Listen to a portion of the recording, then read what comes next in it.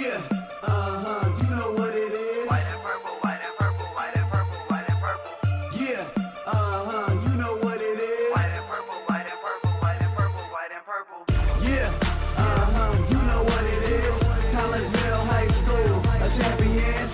Yeah, screaming that's us. And when we on top, boy, quit fussing. All around my town, everything is white and purple, white and purple, white and purple, white and purple. We shut it down for the school and the sports team. White and purple, white and purple, white and purple, white and purple. Purple and white, but you know what I mean. Double 11 senior year made history.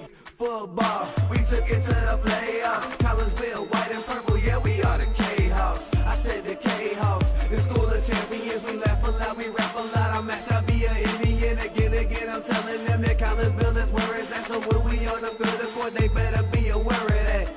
They scared of that. Of course, look at the ceiling. What up, Mr. Floyd? Yeah, it's Collegeville. And yes, I'm glad to say that I'm a K-Hawk. I'm about to graduate.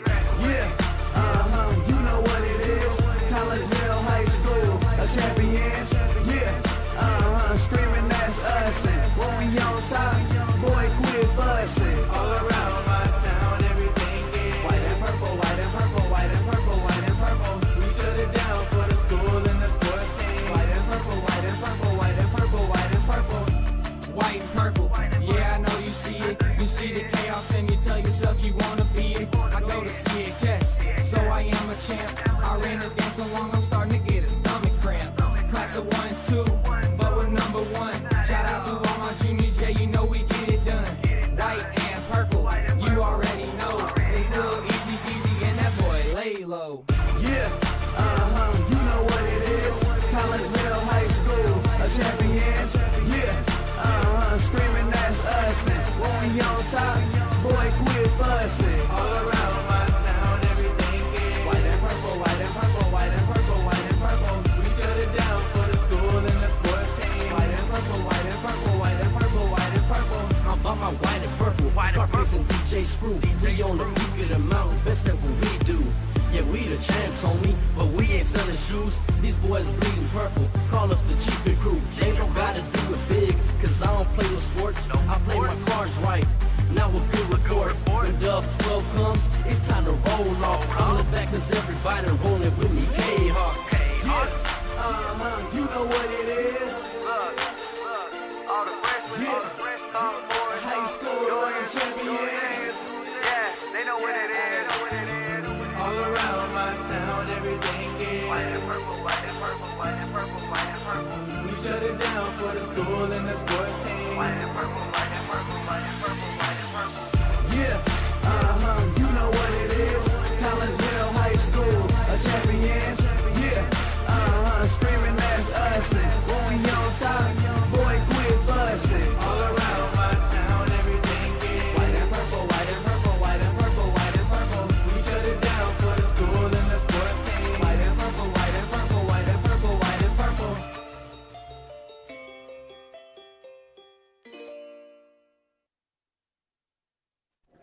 And a very good afternoon to everyone, and welcome to Camelot Bowl here in beautiful, not quite uptown or downtown Collinsville, but we are in Collinsville. Why? Well, we have some bowling coming up for you. It is our final bowling match of the year here on the Kahok Sports Network, and it's on the girls' side as your Collinsville Kahawks get ready to take on the O'Fallon Lady Panthers. Collinsville comes in 8-0 in head-to-head Southwestern Conference matches under their 25th-year head coach, Sean Hay. O'Fallon, they come in at 6-2. They have a brand-new head coach. Olivia Komorowski is in her first year as the one in charge of the program. Well, Collinsville, they come into this match needing a win to help them clinch the Southwestern Conference Championship. 6 days ago, the girls' version of the Southwestern Conference Tournament kicked off here at Camelot Bowl. And with one more round left to bowl in that tournament, Collinsville sits in second place in the tournament, but they sit in first place in the head-to-head matches. They are 340 pins behind tonight's opponent in the O'Fallon Lady Panthers. The final round of the girls' tournament takes place February the 3rd at Bel Air Bowl in Belleville. In the first round, back on the 12th, senior Layla Gielko pitched the game high of the day for the Lady Kahawks with a 243 and finished the day one total with 1,176 pins. 2 days before that, Collinsville finished in third place at the Lancer Invitational at Bel Air Bowl. Junior Kellen Stevens took first place overall with a 740 series with stellar games of 257, 258, and 225. Jalco finished fifth overall with a 632 series. Lady Kahawks have one more head-to-head match left in the Southwestern Conference. That takes place Monday afternoon at Edison's against the Edwardsville Lady Tigers in Edwardsville. 3 days after that Southwestern Conference tournament wraps up at Bel Air, Collinsville will return to Belleville as the regional playoffs get underway on the morning of February 6th, also again at Bel Air. For the Lady Panthers, their new head coach, Olivia Komorkowski, takes over the program after 19 years with Garrett Spencer as head coach. Spencer led his Lady Panthers to a state championship in the 2018-2019 school year and qualified his team for state 11 times in his 19 years. O'Fallon, they also took part in the Lancers Team Challenge Tournament at Bel Air back on January the 10th. Lady Panthers finished in fourth place, 108 pins behind third place Collinsville. Lady Panther Athena Martin took second overall, finishing 43 pins behind champion Kellen Stevens with games of 222 in both the first and the second games and a 253 in the final game. In the first game of round number one of the Girls Southwestern Conference Tournament, O'Fallon's Martin threw an impressive 270. Abby Lands rolled a 243 in that first game. O'Fallon will close out their regular season schedule on Monday as well with a head-to-head battle that takes place in Alton. Did I forget to welcome you into the pregame show? Well, let's do that now. Pregame show brought to you today by LC's Pub in Caseyville. Great food, great drinks, great service, all served up daily at LC's Pub in Caseyville. LC's Pub, 605 North Main Street in Caseyville. You can give them a call for carryout orders at 618-855-9007. We're going to go ahead and bring Collinsville head coach Sean Hay into the mix right now since he's standing there patiently with the headsets on. So, Coach, congratulations on getting this far. Can we over or understate the importance of this very, very important match? Well, it's definitely a goal. Let's put it that way.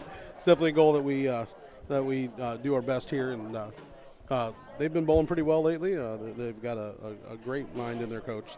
She came from Wichita State, national champion team, and so she's got a pedigree of bowling that's really, really phenomenal. So.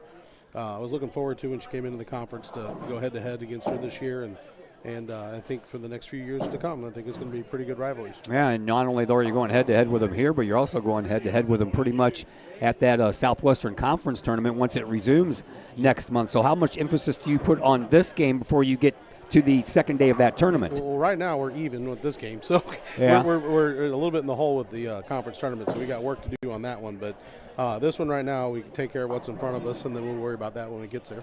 All right, so how much importance do you put on the last matchup, which took place at St. Clair Bowl back on December 9th? You beat them pretty handily, 27.5 points to 12.5 points. Yeah, the point values came up a little bit closer than that, for the actual bowling, if you look at it, it came a little closer to that. We did a good job with getting the third or getting the total, and it was pretty close. But regardless, I think right now I don't put a lot of stock in that because that was in the beginning of the season. Yeah. She just took over the program, and there's a lot of stuff that happens early on. So we're both different teams than we were then, and I'm loving where we are right now, honestly. Yeah, and I'm looking at the sheet from then and the sheet from now, and the one thing that's different is Athena Martin was the number one bowler during that tournament. Now she's their anchor bowler. Yeah, well, that's just a lot of times you just change things for matchups. You try to get head-to-head points, and so they decided to put their best bowler against our best bowler average-wise. So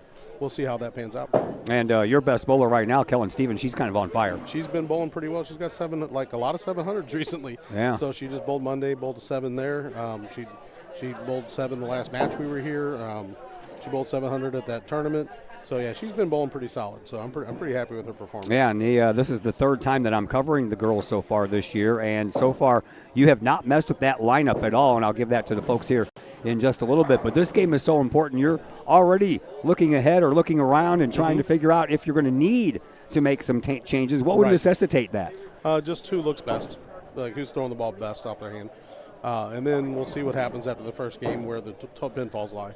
All right, and you have relied pretty heavily on your freshman there, Sydney Long. So talk to me a little bit about what you like about her. She came in. She's kind of a gamer. She did pretty well in middle school. She qualified for state finals, and she's got a ball that carries. I mean, she definitely has some physical stuff we're going to work through as time goes on, but her ball hits pocket, it generally carries. So there's something to be said for that. All right, so what do you want to see out of your team here today? I like to see their best effort. Yeah? That's pretty simple. Yep. Yeah.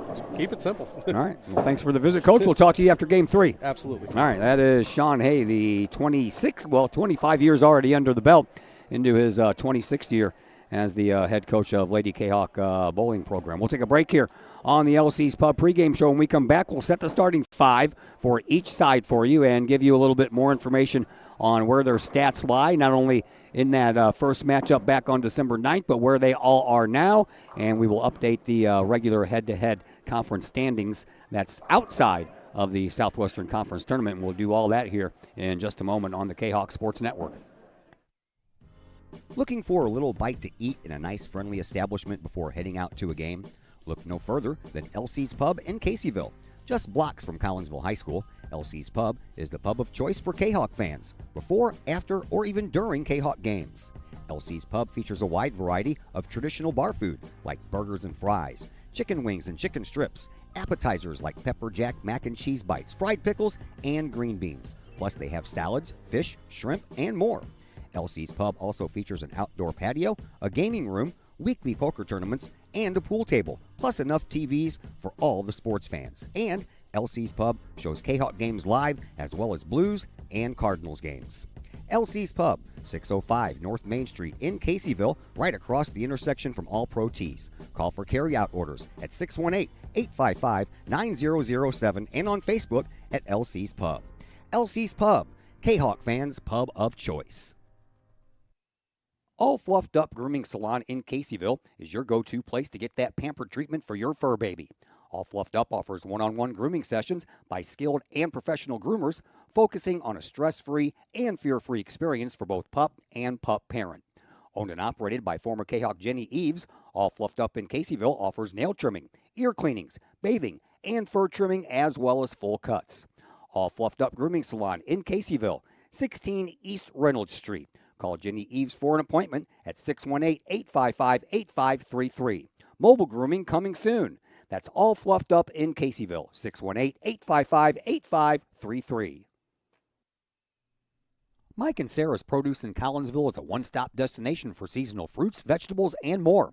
Located at 116 North Bluff Road, Mike and Sarah's Produce features fresh selections of your favorite fruits and veggies, from cherries, peaches, and watermelons to corn, tomatoes, and zucchini. You can find all of your produce needs at Mike and Sarah's. Seasonal favorites such as pumpkins in the fall, summer peaches, spring asparagus, and more. Plus, Mike and Sarah's Produce is a go-to in the spring for flowered plants, hanging baskets, and a large selection of fresh seafood. Mike and Sarah's Produce, 116 North Bluff Road in Collinsville. Stop by today. Looking for something to get your student involved in? Maybe joining the Collinsville Kahawk Trap Team is that something. Created in 2017, the Collinsville Kahawk Trap Team has joined a long line of area schools in one of the fastest growing and safest sports in the country. Trap shooting is a fun, team-oriented outdoor sport that offers friendship, competition, and teamwork, all in a safe and fun environment that encourages students to be part of a team in which they will learn valuable skills and are encouraged to engage in community involvement through volunteering and mentoring. If Collinsville Trap sounds like something your student would be interested in, call Collinsville Trap at 618-795-9893 or visit Collinsville Kahawk Trap on Facebook. 618-795-9893. Caseyville VFW Post 1117 Auxiliary supports the VFW with post projects and fundraiser events.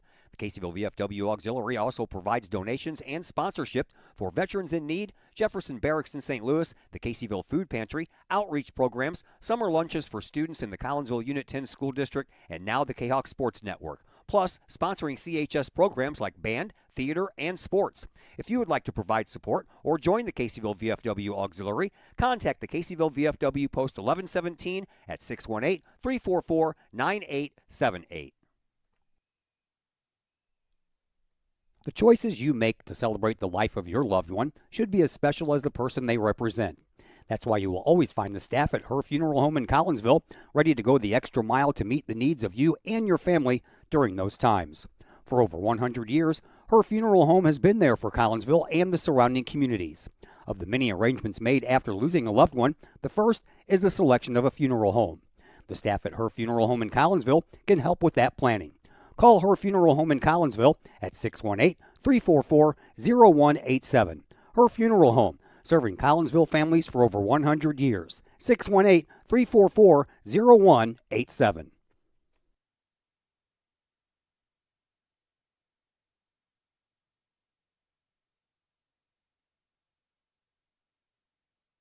All right, once again, we welcome you back here to Camelot Bowl. Let's get you set up with the bowlers that we're going to see here for this matchup. We will begin with the visiting O'Fallon Panthers. They'll bring sophomore Danny Hicks. Will be the first bowler. Natalie Iglesias is a senior. She will bowl in the number 2 spot. Kennedy Partle is a freshman. She'll bowl in the number 3 spot against Collinsville's freshman as well. And then O'Fallon will round out with a couple of seniors in Abby Lands and Athena Martin. Collinsville will counter with Elena Lang, the junior, as their number 1 bowler. Sophomore Emmeline Williams will be in the number 2 spot. Sydney Long, as I mentioned, the freshman, going up against Kennedy Partle, the freshman for O'Fallon. And then Collinsville will finish with a senior-junior combo for their 4 and 5 bowlers. And as usual, it is Layla Giocco in the number 4 spot and Kellen Stevens in the anchor bowling spot. Elena Lang starts off with a strike. Here is Danny Hicks trying to counter over here on lane 30, and she will leave up 4 more. Collinsville in that first head-to-head battle back on December the 9th. They won 9.5 of the head-to-head games against 6.5 of the head-to-head games for O'Fallon, as Emmeline Williams will bowl down lane number 29, and she'll leave up the 4 and the 7 over on the left-hand side. Here is Danny Hicks, who will try to pick up this 4-pin spare, and she's bringing it in there, but she'll leave 2 of them up, so advantage goes to Collinsville as far as bowler number 1 is concerned. Collinsville won the first 2 games. First one back on December 9th, 954 to 878, and the second one 929 to 912, but O'Fallon got the last game of that particular day as Williams picks up her spare. Here is Natalie Iglesias on 30 for O'Fallon, and she'll pick up a strike. Collinsville dropped that last game 940 to 855. And coming into this head-to-head matchup right now, Collinsville is undefeated. They come in at 8-0, and they have 1 more match left after today as we watch Sydney Long, the freshman, over on 29 go, and she'll leave herself a split. So that'll be a little tough to pick up. Here is Kennedy Partle for O'Fallon on lane 30. She'll leave up the 10-pin. And Collinsville, as I mentioned, comes in at 8-0, so they are perfect so far in Southwestern Conference play. O'Fallon is the team sitting right behind them at 6-2. So as you can tell, this is a big game for Collinsville. They go up 9-0. That would knock O'Fallon down to 6-3, and the only way O'Fallon would be able to catch them is if they take the championship of the Southwestern Conference tournament coming up next month.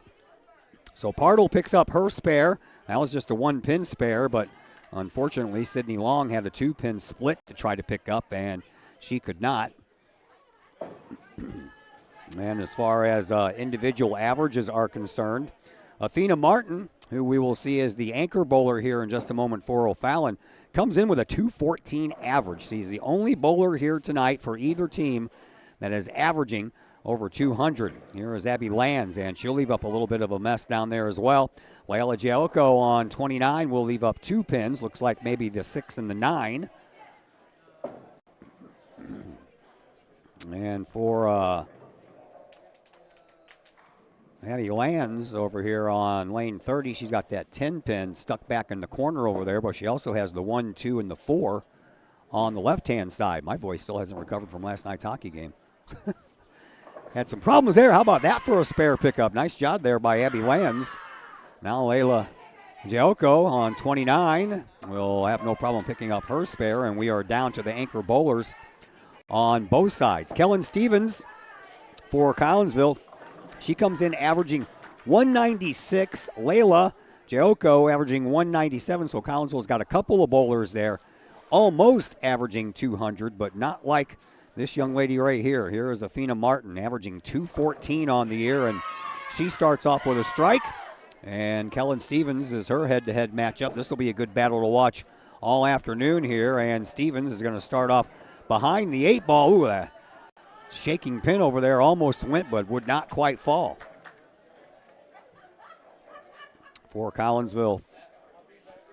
Told you about Stevens with her 196 average and Jayoko with her 197 average.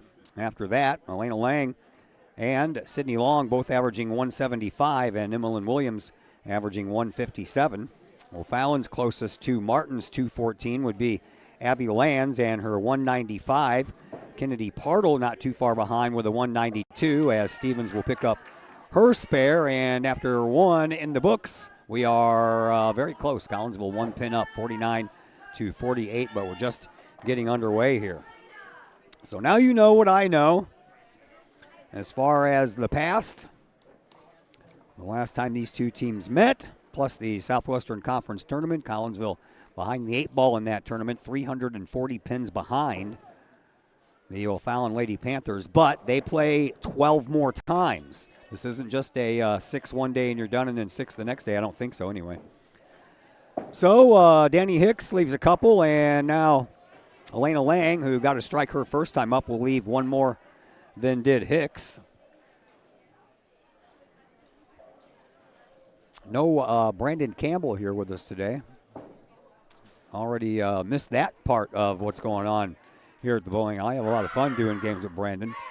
His dad, Todd Campbell, said he'd be here for a little bit of this get-together, but I haven't seen him yet.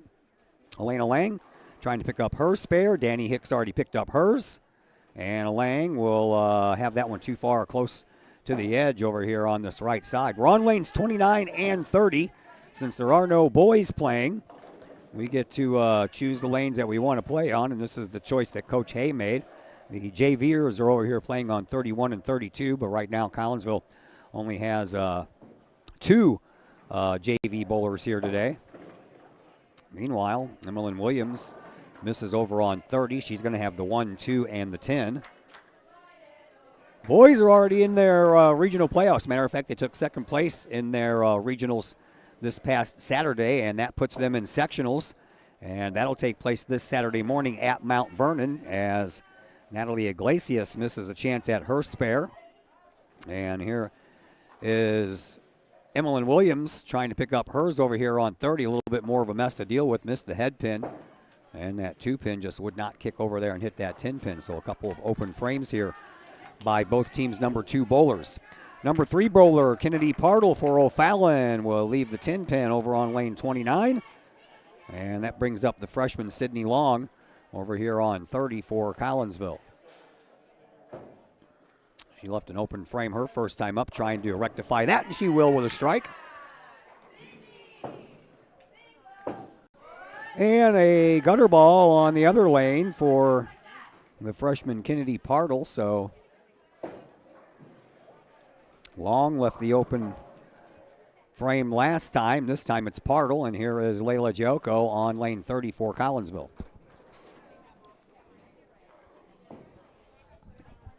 Layla will mow him right down the middle and leave 3 up over on the right side. Her counterpart, Abby Lands, is over on 29, getting ready to throw now. And that will, it's a pretty good looking ball there to leave 1 up. And that's the old dreaded 8 pin. Things should move relatively faster than normal since there is no one playing on lanes 27 and 28. And as Jayoko will pick up her spare. The only ones that they have to deal with is the young ladies bowling on lane 31, and I'm sure they will give way if they have to. Here is a miss by Abby Lands, so a open frame for her after she started with a spare. Back-to-back spares for Jayoko, and now here come the anchor bowlers once again. Kellen Stevens over on lane 30 had a spare to start. Her counterpart, though, Athena Martin, picked up a strike, so time to come back, and there's a strike, and that's what we'd like to see out of Kellen Stevens. And now Athena Martin, senior anchor bowler for O'Fallon. And she will leave up 1, so maybe they're going to flip-flop.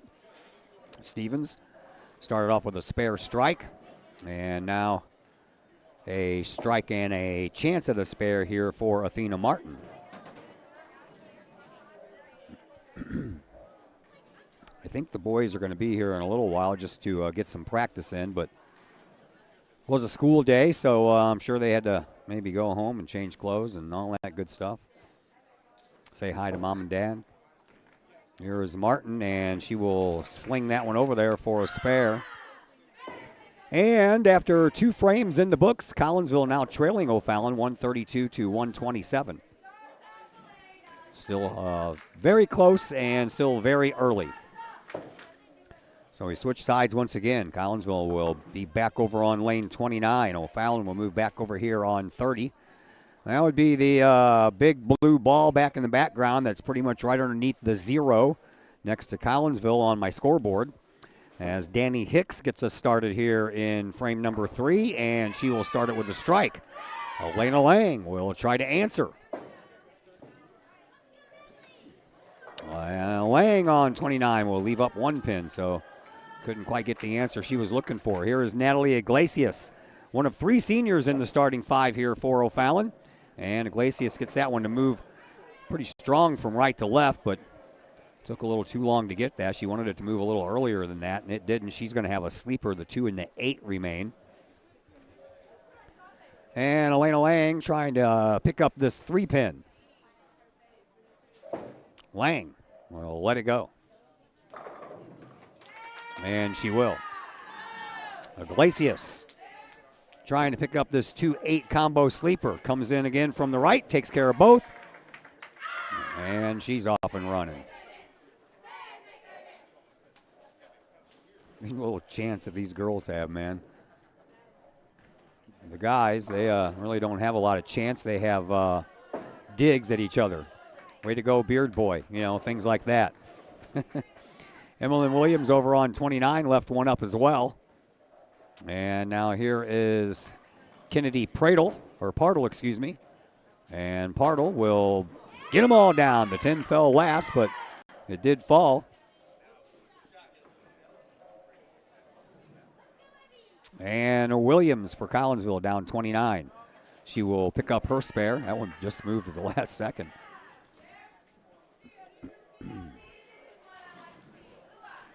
That will bring us to Abby Lands here for O'Fallon on lane 30.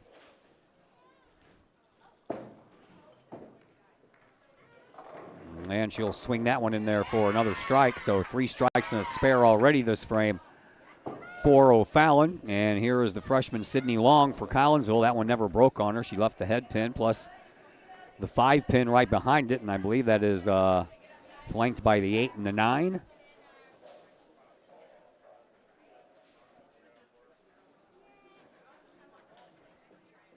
Yeah, 1589, I was correct.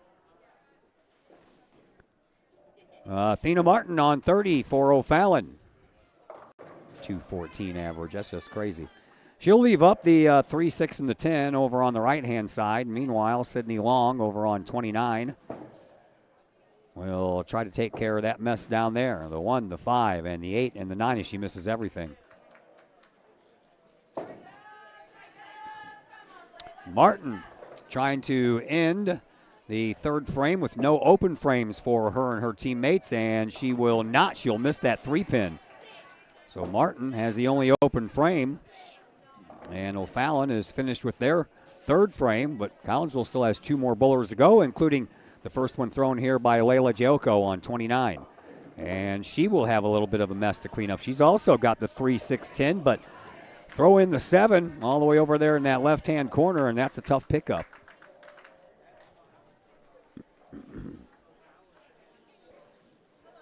This is our last game, match, whatever you want to call it, of the week. Short week for us since the boys basketball team is playing in the Belleville East Midwinter Classic. Came away with a victory last night over Hazelwood West. And now they have to battle it out for Friday and Saturday. Not really sure still what's going to happen with Saturday's schedule. There is Joko going for this spare. Hard to pick up that 7. She tried the best she could and left the 7 pin. So first open frame for Layla. And Kellen Stevens is the only thing standing between us and beginning the fourth frame. Stevens with a spare and a strike. Layla went into that throw with back-to-back spares and couldn't continue that streak. Stevens eyes things up on 29, lets it go. And that one looks good. That's a strike. So back-to-back strikes for Kellen Stevens. And we head now to the fourth frame. Collinsville still trailing by 4 pins, 198 to 194.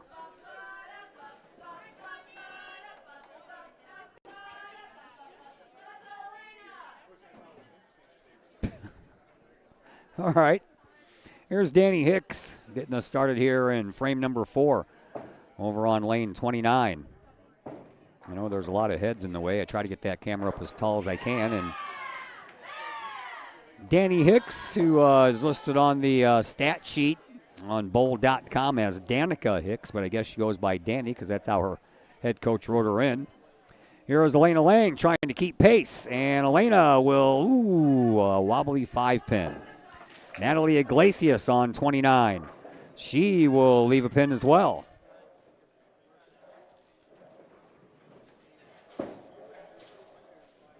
Collinsville JV team, a little short these days. They only have 2 of their girls here. They borrowed one of the extra ones for O'Fallon, so they have 3 against 5 on the JV side, so Collinsville will automatically lose that match on a forfeit. Lang down 30. Get that thing in there. Turn. It did not turn. Iglesias on 29. She pulled a pretty fast ball. She got the two-handed thing going on there. Don't see a lot of that out of the female bowlers, but she's one of the exceptions. And here now is Emmeline Williams on lane 30 for Collinsville. Right in there. Barely got the head pin, so didn't hit it squarely enough and left up, I believe, the 4-pin. Kennedy Partle on 29 for O'Fallon. And she will leave up the 5. Sorry, that's the 2-pin that is still standing over here for Williams.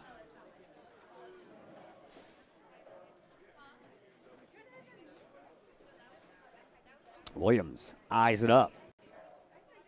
Turn, turn, turn. Collinsville's having a hard time getting these balls to turn, but that one finally did at the end. And now we'll see what Partle can do over on 29. And she'll pick up that spare with no problem at all. Partle, the freshman for O'Fallon, will have a seat. Meanwhile, Collinsville's freshman bowling against Partle. That would be Sydney Long. She readies herself over here on 30.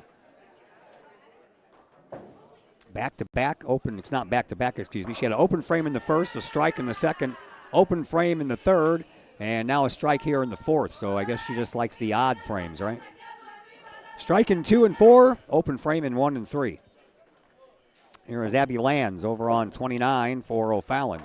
She'll pick up a strike as well. So O'Fallon up to their old tricks here. They got 2 strikes and 2 spares here in this fourth frame.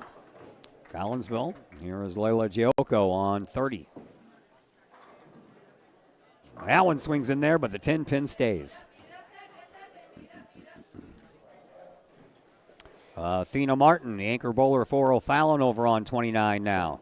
Had an open frame her last time up. And now she's got a small split, but doable.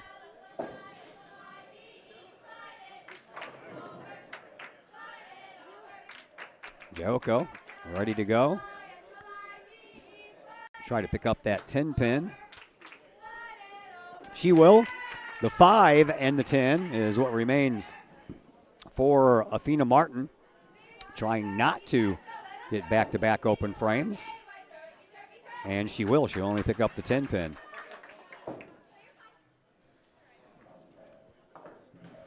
So Kellen Stevens trying to take advantage of the back-to-back open frames. Stevens is working off back-to-back strikes. Had a spare in her first frame. Now trying to finish up frame number 4 here on a good note for Collinsville. Stevens turns that in there, and she'll take back-to-back back strikes. How about a turkey for Kellen Stevens? We head to the 5th. Collinsville still trailing by 5 in total pins.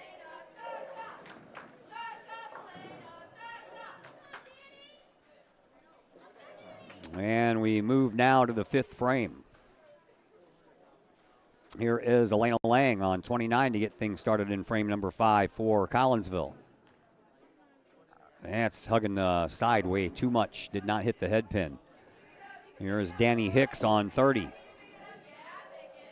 Hicks gets that one in there and leaves up the 10 pin just like Joko just did.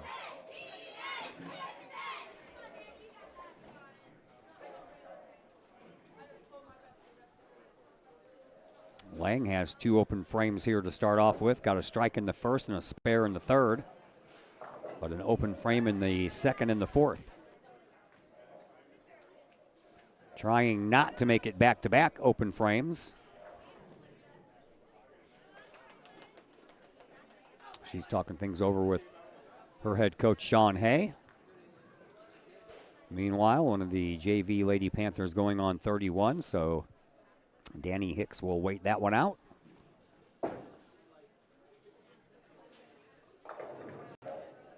Now Hicks is ready. And she tries to take care of that 10 pin, and that one is not going to turn for her, and she knew it as soon as she let it go. So an open frame for her. Lang trying not to do the same, and she will get that one in there and pick up that spare. Good talk there with Coach Hay, I guess.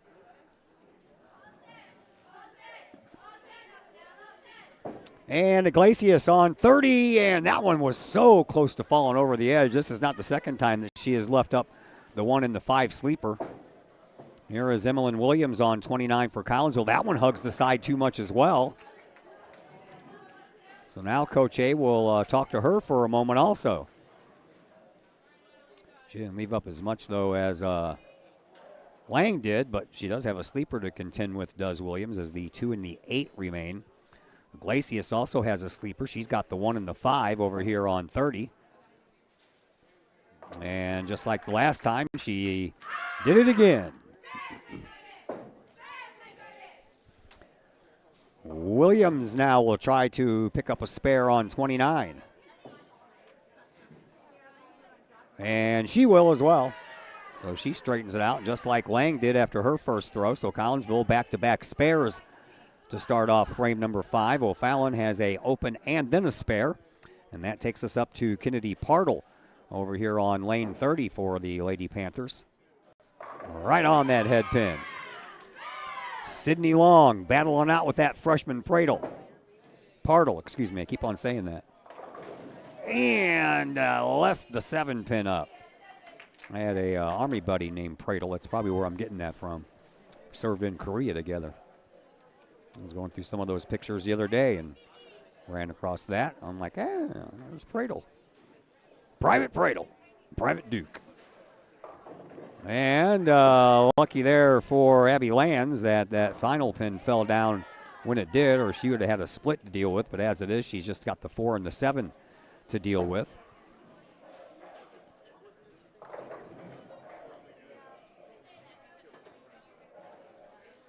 Sydney Long for Collinsville will try to pick up this 7 pin over on 29.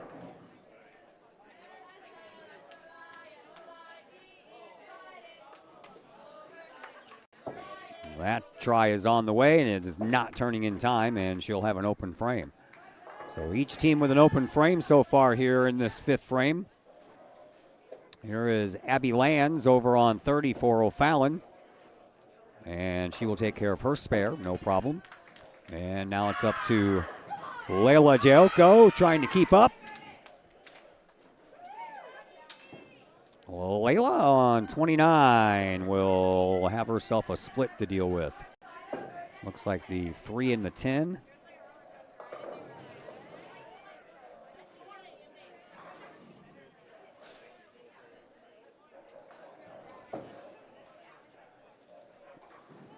And it is the 3 and the 10.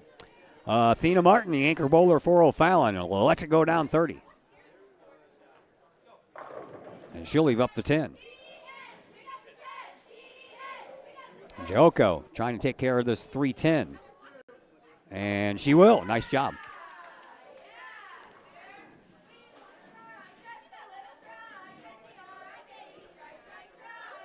Martin will go and try to pick up her 10 pin before Kellen Stevens goes on 29 for Collinsville.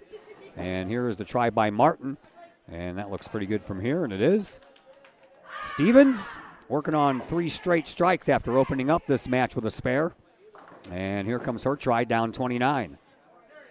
And she'll leave up the 10 pin as well. 10 pin is not your friend.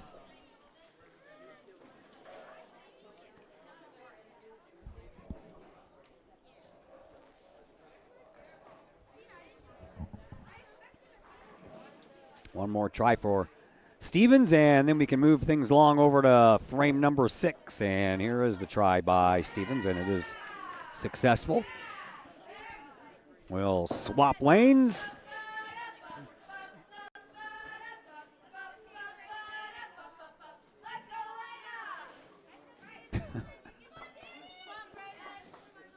All right. Love it. Frame number 6 gets underway. Collinsville trailing 389 to 373 in total pins. And here is Elena Lang on lane 30 for Collinsville. Sneaks that one in there and picks up a strike. That is her second strike since she opened up this match with a strike. And now it's up to sophomore Danny Hicks to keep up. But before we get to that point, Emmeline Williams is going to go over here on 30 while the JV girls are in a little bit of a break. JV coach talking to the O'Fallon Lady Panthers, but Emmeline Williams will give Collinsville back-to-back strikes to start off the 6th. Here is Danny Hicks on 29. She will start off her team with a strike as well. Strikes everywhere, kids. Sydney Long, seeing if she can keep the strike parade continuing here for Collinsville. Down 30 it goes. Turn. It did not turn. Not in time anyway. Natalie Iglesias on 29, the two-handed bowler. And that one didn't start off where she wanted to because she's got that extreme right-to-left spin going on, and it started off in the middle and then spun to the left. Never did hit the head pin.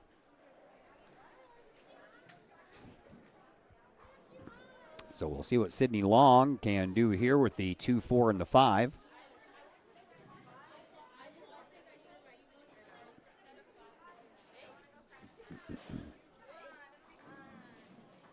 And here is that try. Turn, it's not going to turn in time.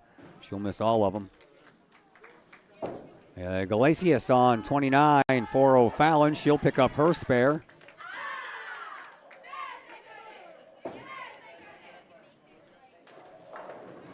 And here is Layla Giocco on 30 for the Lady Kahawks.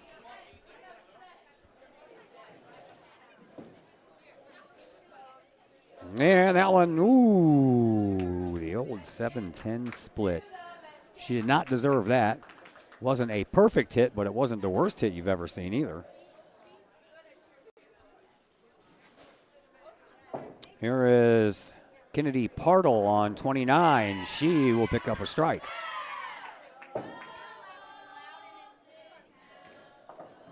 Personally, I've never seen someone pick up a 7-10 split. Now with my own eyes. And that's a nice try. Man, that one snuck all the way over to the other side, but it stayed behind the line and would not hit that 7-pin. So an open frame here for Layla.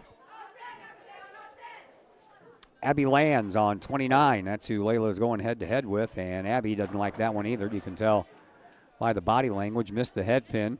So she has the 1, 2, 4, 7 all on the left-hand side awaiting her. Meanwhile, Kellen Stevens, after a turkey, sandwiched in between a couple of spares. She'll try here in the 6th on 30, and she'll pick up another strike. So back on the strike parade is Kellen Stevens.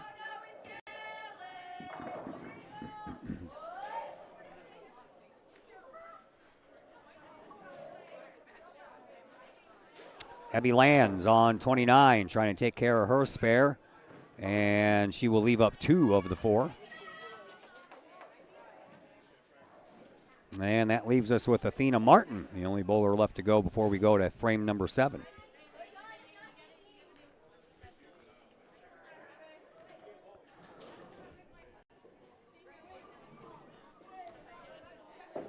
Martin readies herself, stands all the way back on the back edge. Right after she steps up, she just stays right there. And on 29, whatever works, right? Another strike for her, and that is going to do it for frame number 6. We go to the 7th frame. Collinsville trailing 470 to 457. 3 strikes in that frame for O'Fallon, also for Collinsville. But Collinsville had 2 open frames in that 6th, while O'Fallon just had the 1. And to get the 7th started, here is sophomore Danny Hicks for the Panthers. Woo! Close to leaving a split, ends up getting a strike.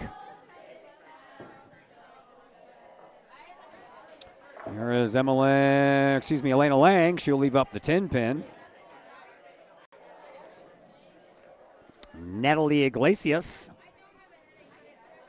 down 30 with that two-handed bowl, and she'll hit the head pin, but too squarely on the head pin and leaves up the 6 and the 10. Lang trying to pick up the 10 pin on lane 29. And stay up. Nope, it fell off into the gutter and then bounced back up and hit that pin, so they'll have to take that one away.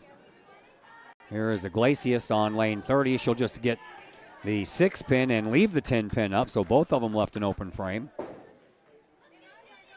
Meanwhile, Emmeline Williams ready to go on 29. She goes head-to-head with Natalie Iglesias, and she will just graze the head pin. Got lucky that she only has 1 pin left.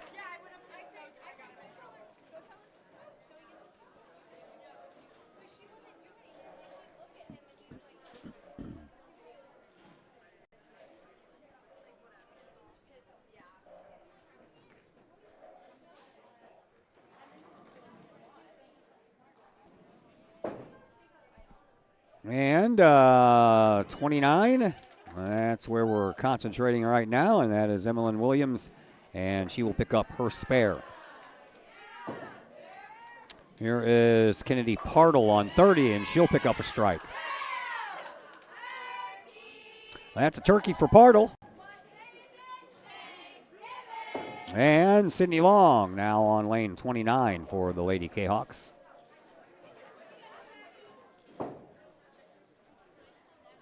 It won't turn. Collinsville having a hard time getting these turns on these spins to hit that head pin.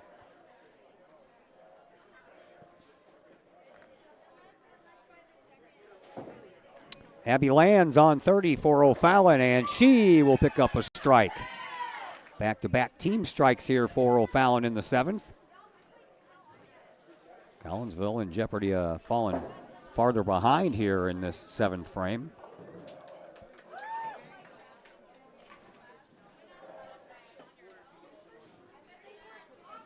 And here is Sydney Long. Long on 29 will pick up her spare.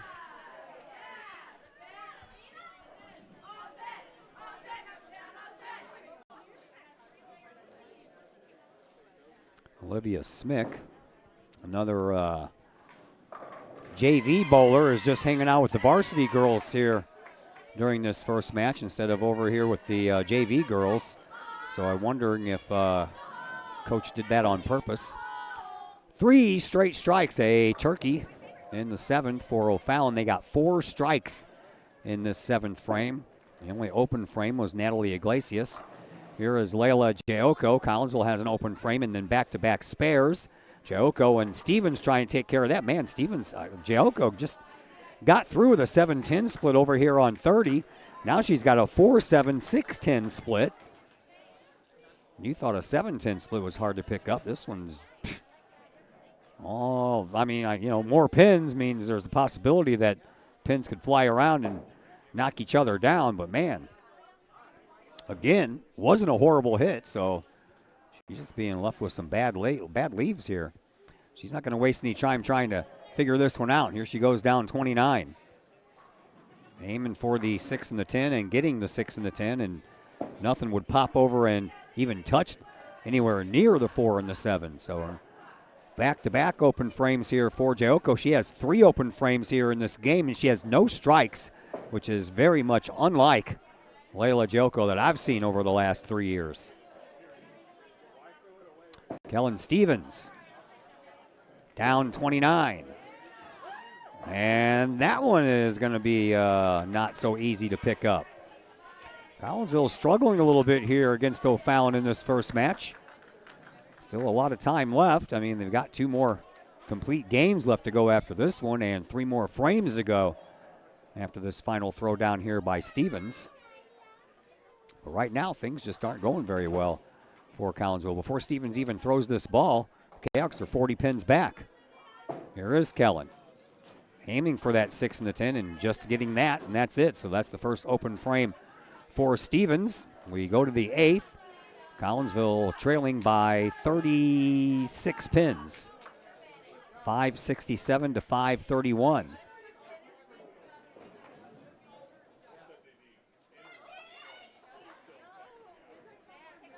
One of the JV girls just got a strike for Collinsville. She comes back and gets some high fives, and I'm sure she appreciates that. And there's the first ball here in the 8th by Danny Hicks. She'll leave up a small split. Nothing major. Nothing you can't pick up. Elena Lang on 30 for Collinsville. Trying to get back on the strike train here. She's got 2 of them, but we are already in the 8th. And the 10 pin stays up again. Man. Hicks down 29 will not pick up the split spare. Hit that lead pin a little bit too far on the head and a little bit farther to the right. Ball would have bounced off that and taken care of the other one, but that did not happen. Here is Elena Lang on 30 for Collinsville, trying to pick up her spare. Same thing happened to her last time, too. Throws it off into the gutter. Natalie Iglesias on 29. Gets a lot of speed with that two-handed throw. Picks up another strike. Emmeline Williams on 30. And it's on its way, and that's going to miss the head pin to the left, and somehow or another just leave one. It's wobbling, and pin catcher will stop that. Meanwhile, the freshman for O'Fallon, Kennedy Pradle, on 29 will leave up the 6 and the 10.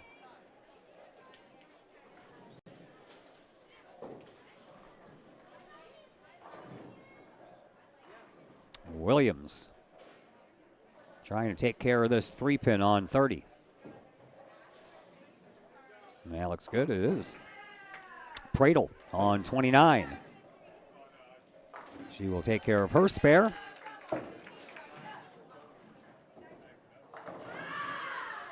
And now Sydney Long, who has struggled here a bit. 2 strikes, 1 spare. The rest are all opens. And this time it's the 7-pin.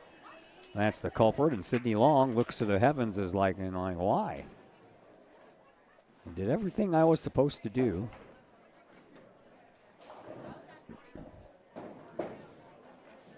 Here is Abby Lands on 29 for O'Fallon. And another strike for O'Fallon. They're kind of hot right now, the Panthers are. Sydney Long on 30 for the Kahawks. Trying to pick off this 7-pin. And she will miss. That would have been perfect ball for a strike. Athena Martin, the anchor bowler for O'Fallon on 29. Before Layla Jayoko can get up, the number 4 bowler for Collinsville. Martin leaves the 4 and the 7.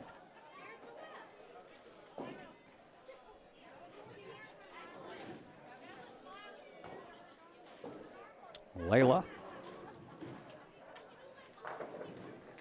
on 30, lines things up. That looks good. There it is. Layla's first strike of this first game. Martin's down 29, trying to pick up a spare. She will take care of the 4 and the 7. That'll end the 8th for O'Fallon. And now Kellen Stevens on lane 30, trying to get back on the strike machine. She's got 4 strikes, 2 spares in this contest, but she left an open on a split in the last frame, and that one is not going to swing in there enough, and she'll have to deal with a sleeper and a small split. Not undoable, that's for sure.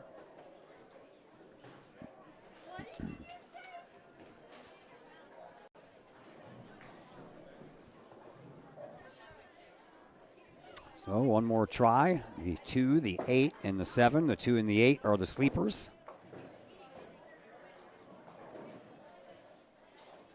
Coach Hay talking things over with his anchor bowler before she goes.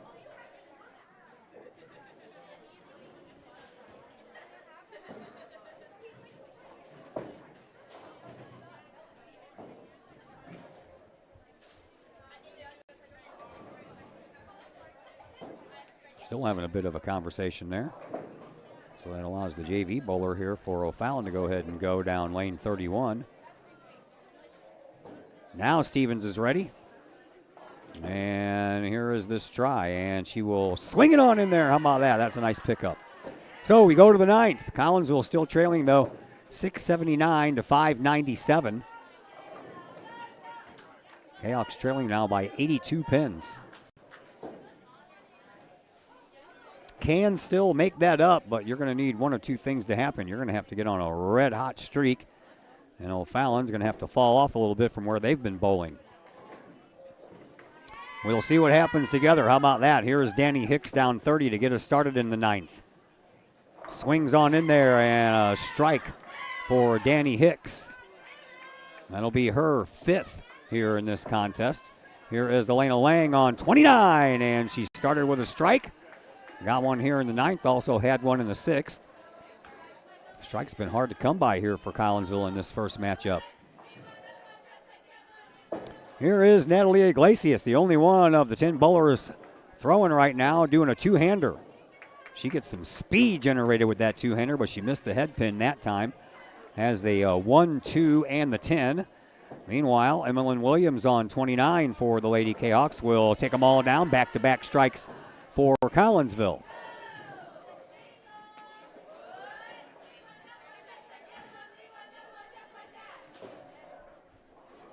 Iglesias. Down 30. See what she can do here with this mess. And she will miss everything. That really took off to the left at the last about foot. It just said, nope, don't want anything to do with them. There is Sydney Long on 29, and Collinsville couldn't keep the strike parade going there. A small split. Nothing that can't be picked up. Right placement will take care of that with one throw. Here is Kennedy Partle on 30 for O'Fallon, and she will pick up a strike. Her 5th. And now Sydney Long going head-to-head with Partle. And get on in there, and it wouldn't go in between the pins. If it goes in between, it knocks them both down, but only got the one. Here is Abby Lands on 30 for O'Fallon, and she will leave up the exact same thing that Sydney Long just had. All right, let's see if we can get Layla Jellico on a hot streak here to end. Just got her first strike in the 8th frame. Here we are in the 9th, and that one needs to turn, and whoo, boy. That's a wiping the sweat off the forehead kind of throw there. Back-to-back strikes for Jellico, so she'll head into the 10th frame on a little bit of a hot streak there. Abby Lands, see what she can do here, and she will also miss out on picking up a spare. Kellen Stevens over on 29 for Collinsville. Lady Kahawk's anchor bowler will leave up a split as well, but this looks like the 3 and the 10. I believe she already picked that up earlier this game. Her head-to-head competition is Athena Martin, and Martin steps up on lane 30. And when I mean step up, she steps up and she stays right there. She does not go any farther than the edge of the bowling floor, and she will pick up a strike. Going into the 9th, After this throw here by Stevens, both teams will be.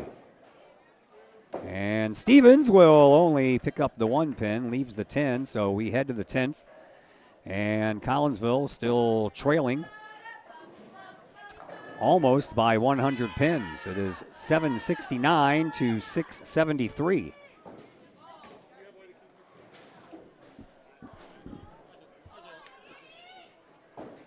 So here we are in the 10th frame, and here is Danny Hicks to get the 10th frame going here for O'Fallon.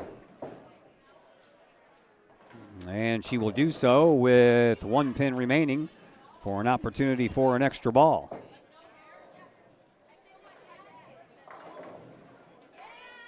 Elena Lang started off probably about 25 pins behind Hicks. And that one's going to take a slow turn and not hit the head pin. So Lang will have the 1, 2, 4, and the 7, everything on the left. Here is Hicks going after her lone pin. She'll hit it and get an extra throw here in the 10th.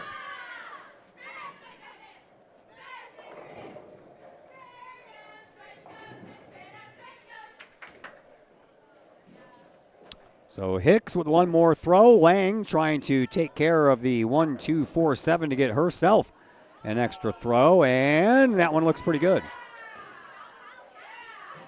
Hicks, her final throw here in this first matchup. Down 29 it goes, and she'll leave up 3. And Hicks will end up with a 178.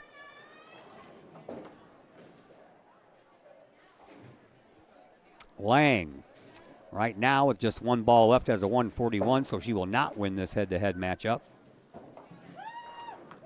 Down 30 it goes, but we sure could use a strike points-wise, pin-wise, and she'll leave up a 7-10 split, but luckily for her, she doesn't have to pick that one up, and she will end up with a 149.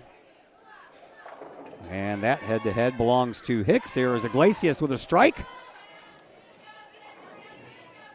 Iglesias going head-to-head with Emmeline Williams, and Williams getting ready to step up to 30 here.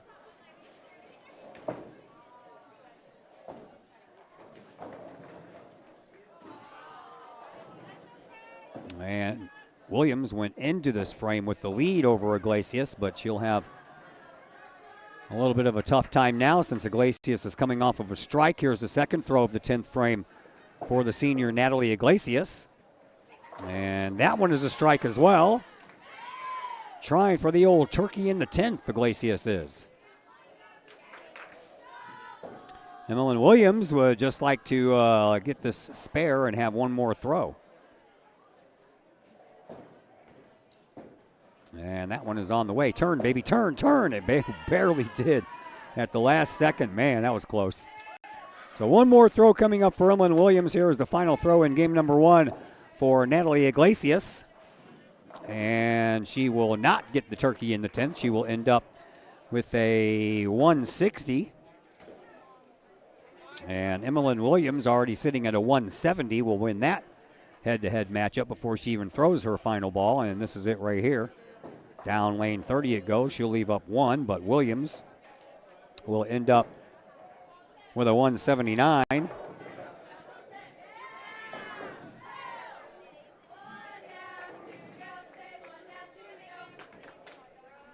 And here is the number 3 bowler, Kennedy Partle on 29 with a strike. Sydney Long will try to match that, but Sydney Long is not going to win this head-to-head battle. That one straight down the middle, and she will leave the 10 pin up. Comes back with a big old sigh. Not a sigh of relief, but a sigh of frustration. Partle with her second throw here in the 10th frame, and she'll leave up a couple.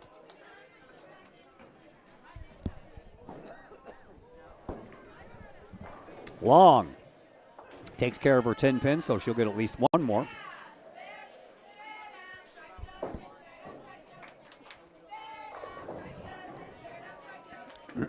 Excuse me.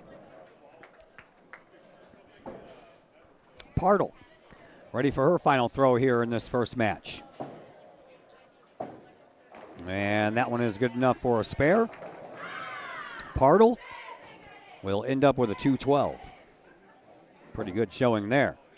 Sydney Long, her final throw of this first match, will leave up 4.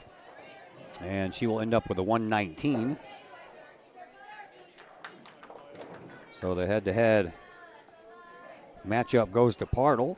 So right now O'Fallon has won 2 of the first 3 head-to-head matchups.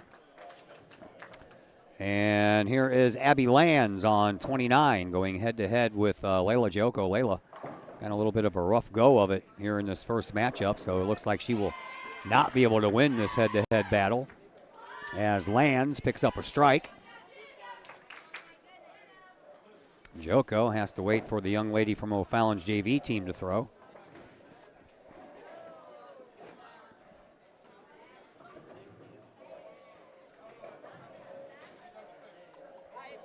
Oh, is Layla waiting for her ball? I don't know. In the meantime, Abby Lands lets it go down 29, and she will pick up back-to-back strikes, trying for a turkey in the 10th. Now Layla is ready, and here is her first throw down 30. And that one is a strike, and Layla has herself a turkey. Now trying to make it a turkey in the 10th. Nice to see her heating up. Hope she can carry that into the second game. Abby Lands, one final throw for her. And here it goes down 29. And that one's in there for a strike. How about 5 in a row for Abby Lands? Or excuse me, that's 3. I looked at the wrong screen. And she ends up with a 186. Here is Layla Joko and trying to pick up that turkey in the 10th. And she will keep that hope alive. In the meantime, that is 4 in a row for Layla.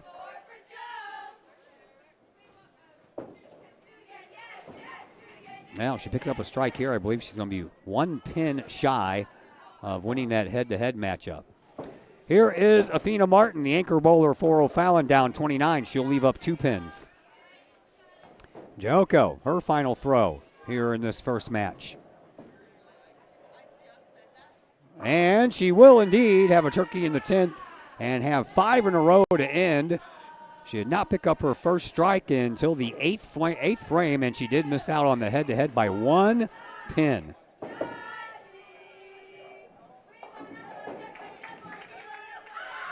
And Martin will pick up her spare and have one more throw. Now Kellen Stevens will, it's a close matchup. I think Stevens has got this already because she starts off 1 pin already ahead of Martin. And Martin only has 1 more throw left. Ooh, Stevens left the 7 pin.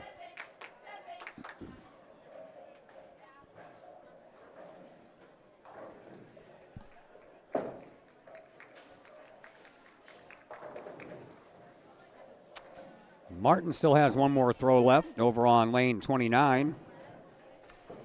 But I don't know where she went. Oh, she went back into the room that has everybody's equipment and wanted a different ball. So meanwhile, Stevens will let it rip down lane 30 and pick up a spare. So Stevens will have 1 more throw left as well.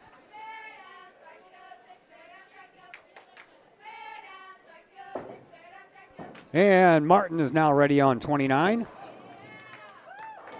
That one is on the way, and she will end with a strike. And Martin will end up with a 183. Before Stevens even throws this last ball, she already has a 184, so all she's going to do here is add on to it. And that one will be a strike.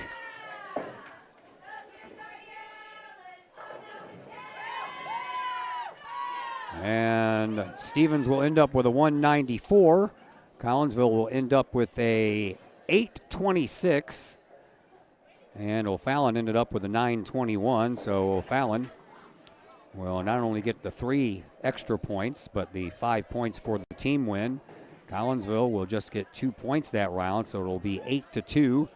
as we will head into the second match of the afternoon here, and we will be back to tell you all about that second match when we come back from a commercial break right here on the Kahok Sports Network. Looking for a new place to catch the game with cold drinks and great food? Look no further than 1101 Bar and Grill in Caseyville. 1101 Bar and Grill features pizza, burgers, wraps, and salads, plus 7 large screen TVs to catch the latest Kahawk games and all the pro sports across the spectrum, plus all the college football and basketball you can handle. 1101 Bar and Grill in Caseyville, 1101 Caseyville Road, right across the street from Kahawk Stadium. Call 1101 Bar and Grill for carryout orders at 618-223-1332. Want to catch some of the best live music in Collinsville from a band of all local area residents? Look no further than Sonically Pleasing. Sonically Pleasing with Tim Carlisle, Jim Cason, Logan Carlisle, and Caleb Tanzius play some of the best rock and roll hits from the 70s, 80s, 90s, and beyond. You can catch Sonically Pleasing at some of the area's finest venues, as well as book Sonically Pleasing for your private event or party. To put some music in your life, it's Sonically Pleasing. Check out Sonically Pleasing's Facebook page for upcoming live show dates and to book them for your special event, or call to book that event at 618-401-0052. Pleasing live rock music for your ears. Sonically Pleasing, 618-401-0052. That's 618-401-0052. Are you a collector of sports trading cards and other sports memorabilia? Then you need to check out Rippin' Rookies Cards and Collectibles in Collinsville. Rippin' Rookies specializes in sports cards from all the major sports, MLB, NBA, NFL, plus Star Wars cards and more. Rippin' Rookies buys, sells, and trades cards and other memorabilia, and they have a large selection of single and graded cards. Walk-ins at Rippin' Rookies are welcome, or you can set up an appointment for large collections at sales@rippinrookies.com. Rippin' Rookies, 102 East Clay Street in the Old Herald Complex. Open Monday through Friday, 5 p.m. to 8 p.m., Saturdays, 10 a.m. to 6 p.m., Sundays, 11 a.m. to 5 p.m. Rippin' Rookies, Collinsville sports card and memorabilia destination. Financial investments are very important, but so are the investments of time, patience, and encouragement our young athletes receive from their coaches, teachers, and mentors. Jason Regg, your Benjamin F. Edwards financial advisor, understands this. That's why Jason Regg is a proud supporter of your Collinsville Kahawks and the Kahawk Sports Network, as well as the Kahawk Educator of the Month Award.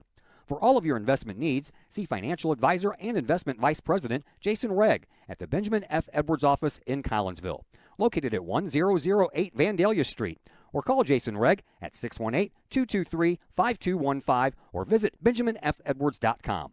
Benjamin F. Edwards, member SIPC. Once again, we welcome you back here to Camelot Bowl. And down lane 30, you see Olivia Smick, who has come in to take the place of Sydney Long. Olivia, another one of the freshmen on the team here for Collinsville, and she has bowled 8 games so far on the varsity side of things for the Lady Kahawks this year, and comes in with an average of 158 and a game high of 200. So we will see if she can spell Sydney Long there after Long had a little bit of a rough go in that first matchup. So Collinsville down 8-2. We are underway here in game number 2. Collinsville only picked up 2 head-to-head points in that first game, so that's why they only have the 2 points. And O'Fallon picked up 3 head-to-head matches, plus they won the overall match 9-21 to 8-26, so that gives them an extra 5 points. So the 3 head-to-head matches plus the 5 for the team win gives them the 8, and they are up 8-2. And if you have been following me doing bowling over these last few years, you know that I need to take a break. I'm the recipient of a small bladder. So I'll leave you with the sights and sounds of Camelot Bowl and be back with you in just a moment.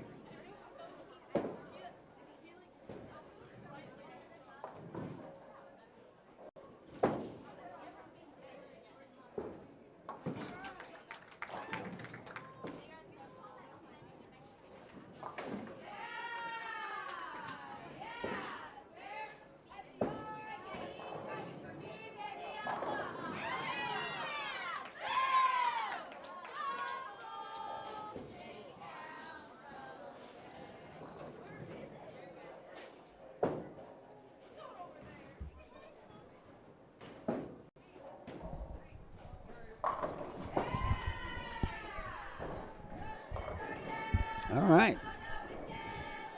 I am back. And 2 frames in the books. Collinsville trailing 137 to 124. Cahoks have 3 open frames out of the first 10 frames played. And O'Fallon has 2 also, but O'Fallon looks like they have more strikes. 6 to Collinsville's 2. Collinsville with a lot of spares there. That was Danny Hicks down lane 29. The lead bowler for O'Fallon here is Elena Lang. On lane 30 for Collinsville as we begin frame number 3. Each of them left 1. Hicks has hers on the left side, and Lang has the 10-pin. 4-pin is what stands for Hicks, and here's her try at that. And she will be successful.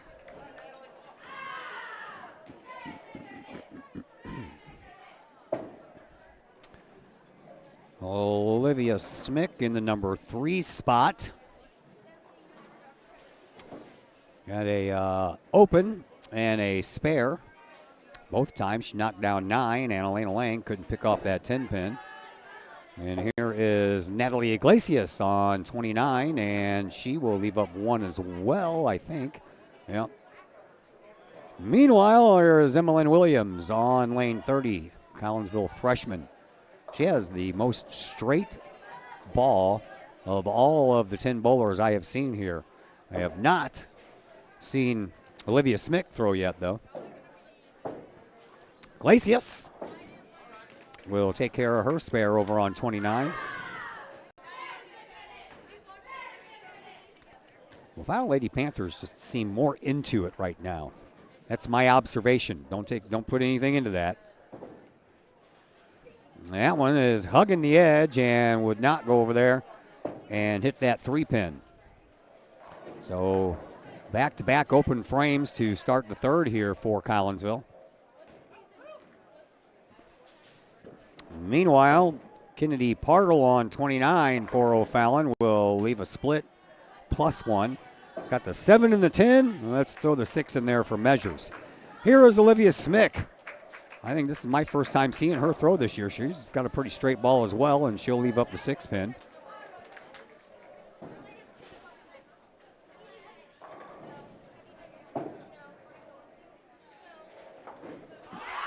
And how about that split pickup over there for Pradle? Hey, O'Fallon, they're into it, man. Here is Smick, and she will pick up her spare as well.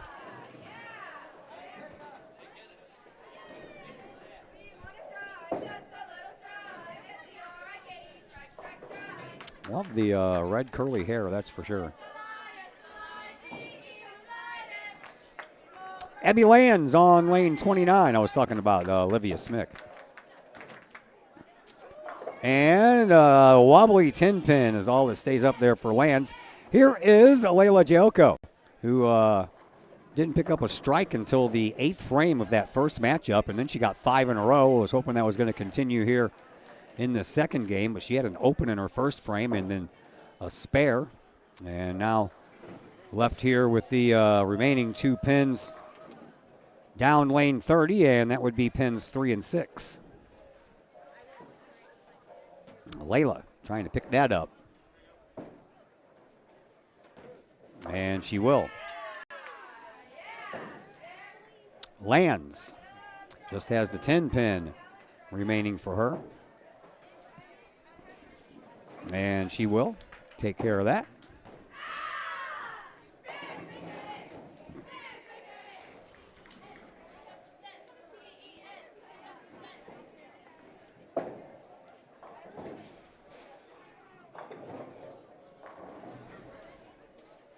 And now Kellen Stevens down 30.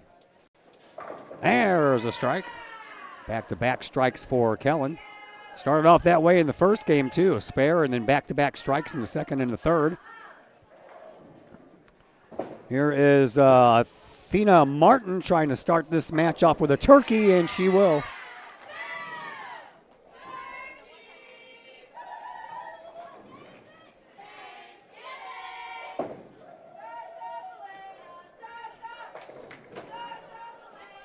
We go to the fourth. Collinsville trailing by 30, 236 to 206.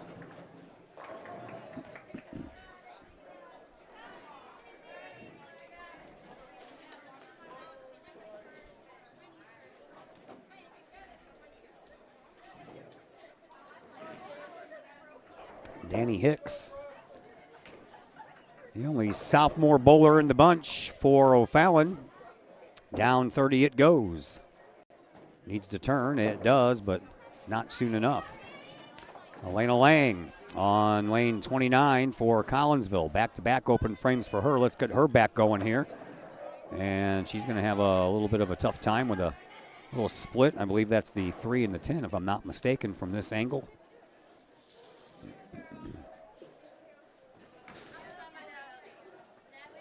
Hicks down lane 30.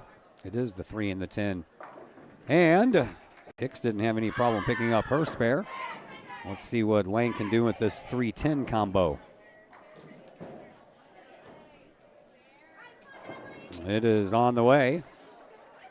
And she will just get the 3, leave the 10. Todd Campbell finally shows up. I know you did, Todd, with 1D.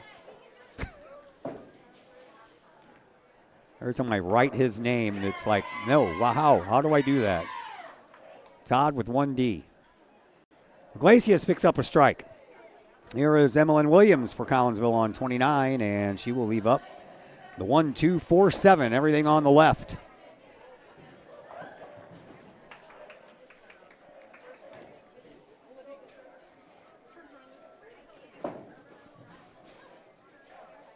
It's my last match of the year, and I just now figured that I can copy and paste the score sheet that Coach Hay sends me every week. Make my own sheet out of it. I have a little diagram of the pin set up so I can look and see which pins are still standing. So I'll have everything ready for next year. And head pin is the only thing that Emlyn Williams can pick up. Collinsville Lady Cayhawks just seem a little off to me today.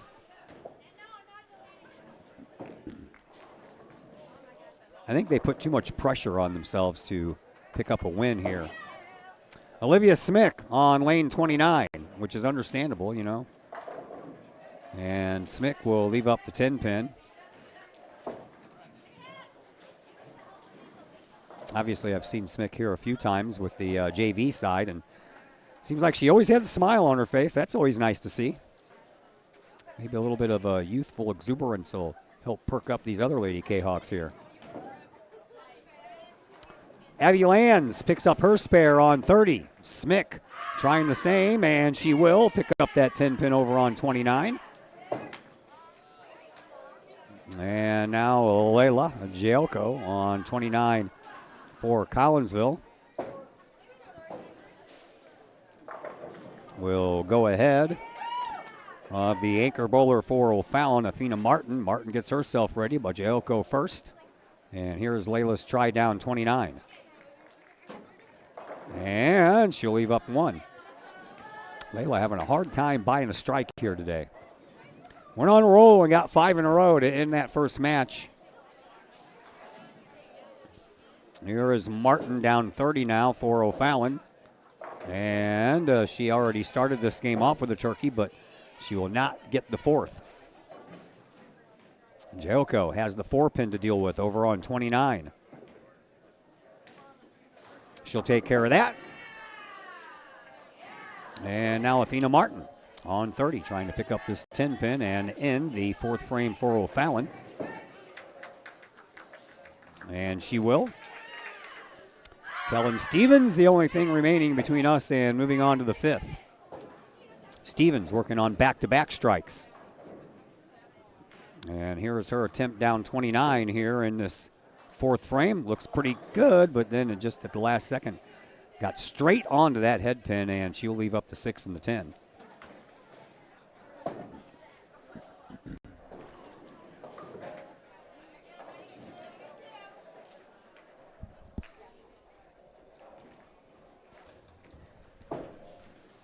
Stevens takes care of her spare, so she has a spare on both ends, the 1st and the 4th, with 2 strikes in the middle and the 2nd and the 3rd.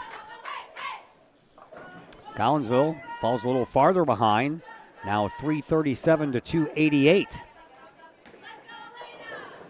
We move to the 5th. We switch sides once again. And once again, Danny Hicks will get this frame going over on lane 29 for O'Fallon. She'll do so by leaving 3 up. 2, 4, 5. Here is Elena Lang on 30 for Collinsville, and she'll pick up a strike. That was a nice little pocket there. Moved in perfectly from right to left. There you go. That was a little chance going there, Lady Cayhawks. Lang started off this match with a strike and hasn't had one since then. Meanwhile, Hicks over on 29 will leave up 2. Here is Emmeline Williams for Collinsville on 30. Straight as an arrow, man. Leaves up the 4 and the 7. Natalie Iglesias, the only two-handed thrower here tonight. Down 29 it goes. She ricochets that ball out of there like one of those old ancient, what do they call those, where you put the ball into the leather thing and you let it hit the catapult. That's what she has, catapult. She catapults that ball down there. Knew what I was thinking, but I couldn't remember the name right off the top of my head. Williams, and she'll miss that one. She knew it as soon as she let it go. Meanwhile, over on 29, man, Partle had that 7-pin wobbling, but it would not fall down. Here is Olivia Smick. Smick down 30. No, missed the head pin. Left the 10 over there in the corner as well. So she's got the 1, 2, and the 4. on the left-hand side, and the 10 pin back there in that corner. All you got to do is hit that head pin a little bit off to the left, and that should knock that 1 pin over into the 10, and then the ball will take care of the 2 and the 4. That's my plan anyway. Here is Partle on 29. She missed that 7 pin. Smick down 30. And hit too much head pin, and she couldn't take care of the 4, let alone the 10.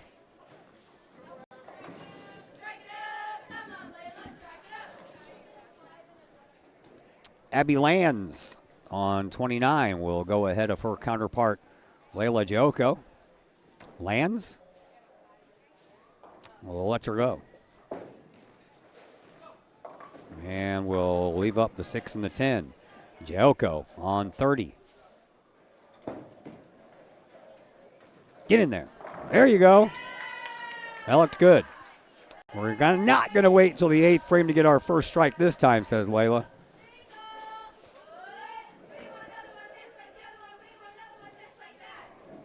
Lands trying to pick up her spare. If you're going to come back in this game, you need Layla to start getting hot. Spare picked up by Lands. Now we're down to our anchor bowlers, and up first, Kellen Stevens for Collinsville. Get in there. Ow, left the 10 pin. Looked good, though.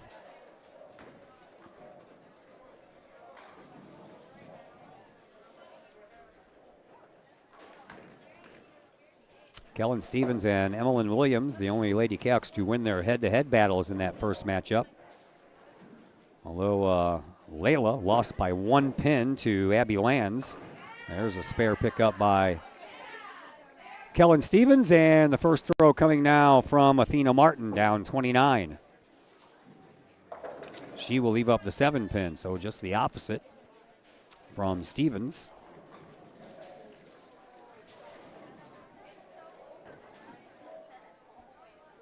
I mean, that head-to-head matchup wouldn't have made too much of a difference there.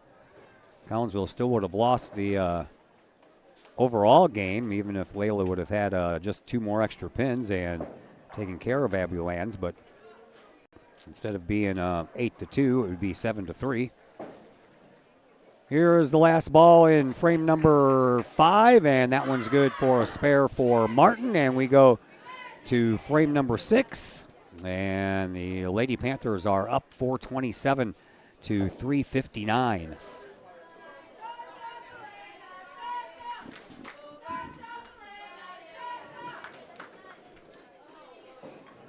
Switch sides once again. Collinsville goes to 29. O'Fallon heads over to 30. And here on 30 is Danny Hicks. Hicks will pick up a strike. Lang, coming off of a strike, would like to get back-to-back ones here. She will try that right now over on lane 29 for Collinsville. Man, that one came in just a little too heavy. Leaves up that 310. Natalie Iglesias on lane 30 for O'Fallon will have a worse leave than Lang does over there on lane 29. And that doesn't dampen the spirits, though, of the Lady Panthers. Lang on 29, trying to pick up this 310. She will not, just the 3. 6 on the right side, then the 4 and the 7 for Iglesias. And here's that try.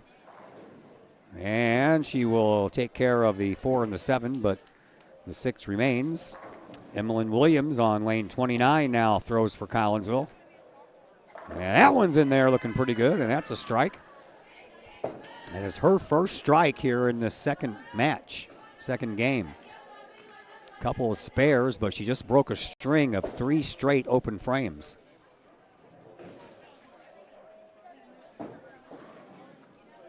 Partle on 30. And she left up too many.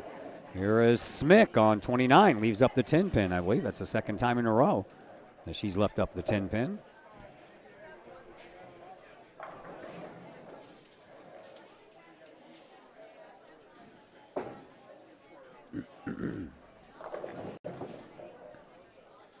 This place is pretty busy.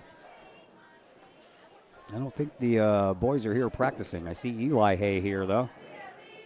He's in charge of the boys. Partle couldn't pick up her spare on 30. So Smick didn't pick up her spare over on 29 either. And right now they are only separated by 4 pins.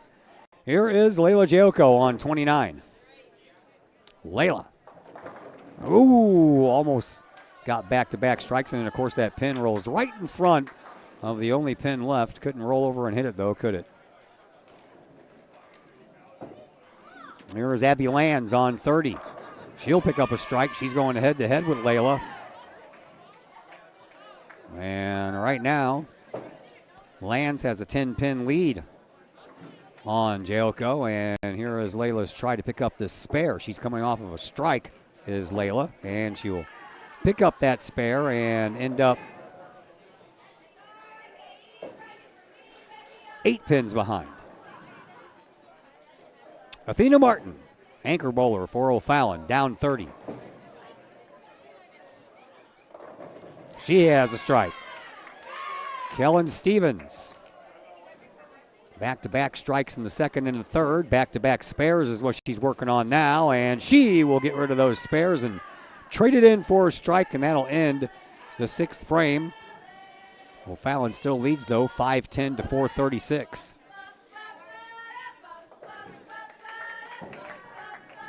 Starting to hear a little noise there out of the Lady Kahawks.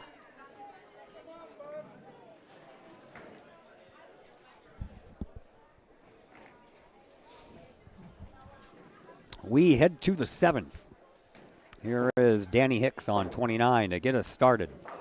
She'll do so with a strike. Elena Lang on 30 for Collinsville, trying to keep up.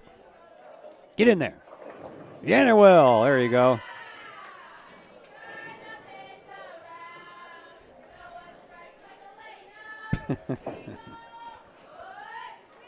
Natalie Iglesias, that's probably like the worst thing I've seen her throw all day. The only thing she did was hit the 7 pin.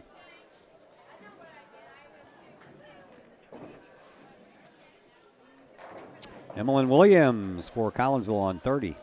It's not the first time we've seen this 1, 2, 4, 10 thing going on over here today. Iglesias trying to pick up a 9-pin spare over here on 29. That looks pretty good. Yeah, she does exactly that. She comes back and she's like, I don't even know why I had 9 pins left. That first throw was horrible. I'm not really sure how teenage girls talk these days, but pretty sure that was close. Williams would have a couple of choice words to say to those pins that she left behind, too, as she only picked up 1, going for her spare. Here is Partle over on 29, picking up another strike. That's her 3rd here in this second match. Here is Olivia Smick on 30, looking for her first strike. That looks pretty good. There you go. That's what I'm talking about. Nothing like picking up your first strike to shake off the rest of what's been happening behind it. Bigger and better things to come for young Miss Smick, right? Here is Abby Lands on 29 for O'Fallon, and she will leave up the 6 and the 10. Going head-to-head with Layla Jayoko, who's ready over here on 30. Well, that one's on the way. That looks good, and how about that? So Layla, 2 strikes in her last 3 frames. Now only 4 pins behind Lands, but Lands still has an opportunity to pick up these 2 pins here, and she will. Anchor bowler time. Kellen Stevens will go first this go around on lane 30 for Collinsville. And that looks pretty good as well. Back-to-back strikes by the Lady Kahawks. Actually, they had 3 in a row, 4 in the frame. Emmeline Williams, the only one not to join the strike parade in that 7th frame for Collinsville, so that'll help out. Here is Athena Martin on 29 now for O'Fallon. Her team has 3 strikes and 2 spares already here in this frame, and we're going to add to it. Well, she's going to try to add a spare to it after that 10 pin wouldn't fall.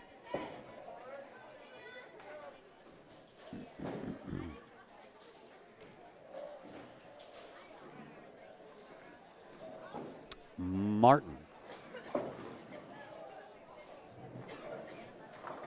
Down 29, trying to pick up that 10 pin. She will, and that'll conclude things here in the 7th. Collinsville down by 80 pins, though, 590 to 510.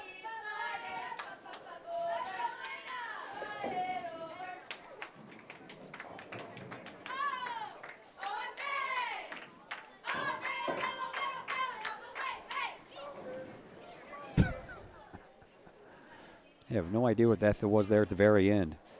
Were they taking out their little handguns and going pew, pew, pew? Kind of what it sounded like. I don't know. I just work here. Here's Elena Lang on 29. How about another strike for Elena? Back-to-back for her. And Danny Hicks trying to keep up, and she will leave the 10 pin. Hicks came in with back-to-back strikes, so she was looking for a turkey. Now Lang will go into the 9th trying to do exactly that. Here is Emmeline Williams trying to shake off her open frame that she had in the 7th. One of 4 open frames that she's had here in this second match, and that missed the head pin. So the 1, 2, and the 8 remain for Lang.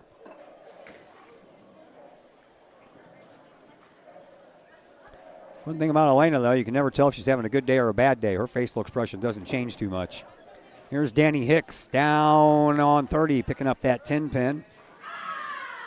Emmeline Williams. You can definitely read that face. She's not having fun here today. Here she is trying to pick up this spare. Turn, turn, turn, turn, turn. It did not turn. She looks very frustrated. Natalie Iglesias on 30.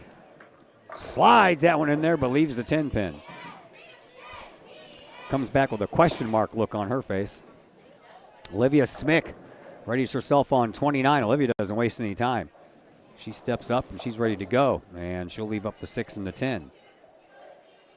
Iglesias on 30. That one's going to fall in the gutter. She blames it on the shoe. Like baseball players, when they miss a ground ball, they look at their glove. It's the glove's fault, not the player's fault. Smick will pick up her spare, so she follows up her first strike with a spare. And there it is, Kennedy Partle, and Partle will throw a gutter ball. Nothing fun about that. Layla Giocco over on 29 for Collinsville. Trying for back-to-back strikes here. Get in there. And she will. Back-to-back strikes. See if we can strike out the rest of this match here for Layla. Partle on 30 will pick up a 10-pin spare. And, of course, every time you do that, you come back and like, what, I couldn't do that the first time? Kellen Stevens on 29 for Collinsville. Stevens got a little bit too much of that head pin, but the 10 pin felt the last second, so just the 6 pin awaits. Here is Abby Lands over on 30 for O'Fallon.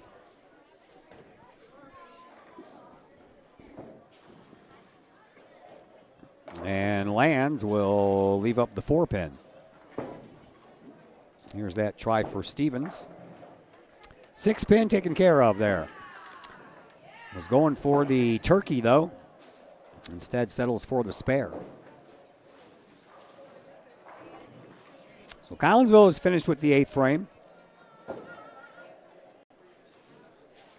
Lands trying to pick up this 4-pin ahead of the Lady Panthers anchor bowler and Athena Martin. Lands down 30. No problem there.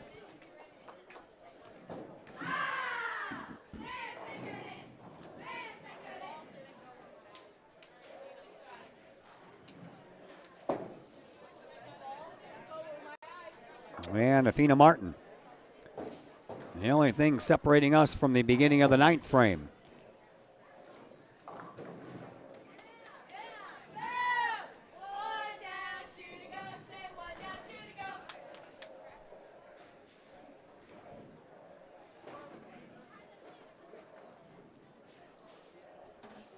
Martin is ready.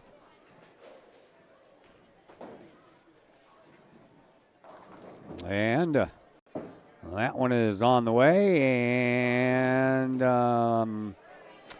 missed the head pin. Now you have the 1-2-8-2-8 sleeper.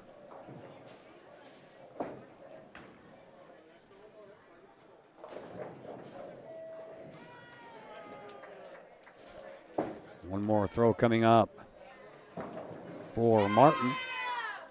I think the wheels are turning over here for Coach Hayes. Is he going to make another change? Well, that's going to do it for frame number 8. And after 8 in the book, O'Fallon 693 to 606 for Collinsville. No one other than Long, Smick, Lang, Jaelko, and Stevens and Williams has thrown on the varsity side for Collinsville as far as these head-to-head Southwestern Conference matches go. So I'm not sure what's going on.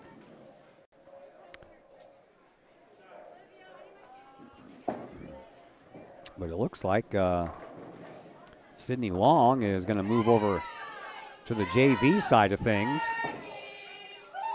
And I'm not sure if one of the JVers is going to come over to fill in on varsity.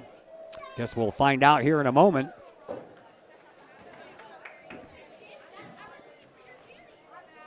Meanwhile, Danny Hicks had 9 pins, and she only has the 4-pin remaining. Elena Lang knocked down 7, so she has. Oh, Hicks missed that one. So Lang will have the.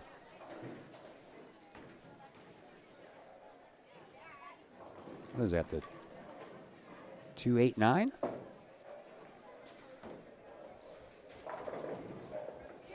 .589.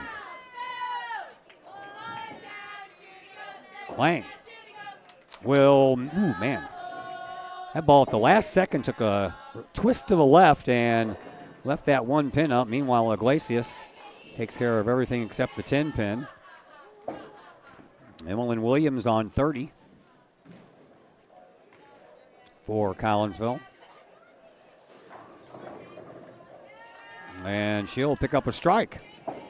Comes back with a kind of a half smile, half grin on her face. Like, where's that been, right? Iglesias takes care of her spare. Here is Olivia Smick on lane 30 for Collinsville. And another strike for Smick. 2 strikes and a spare over her last 3 frames. Partle on 29 picks up a strike.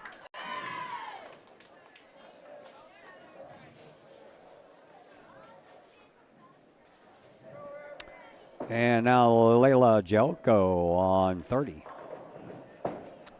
for Collinsville. Jelko, get in there. There you go. Layla with a turkey.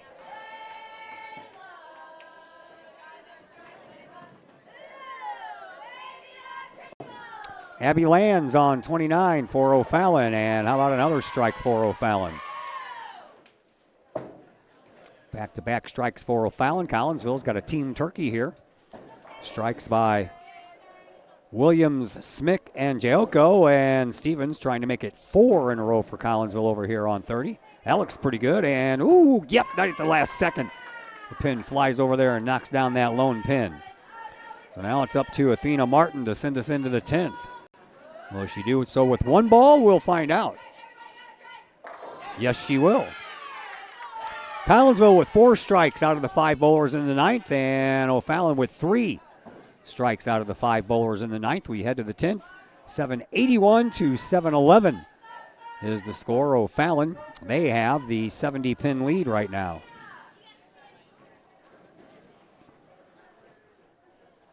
Head-to-head matches. Anchor bowler spots only separated by 1 pin.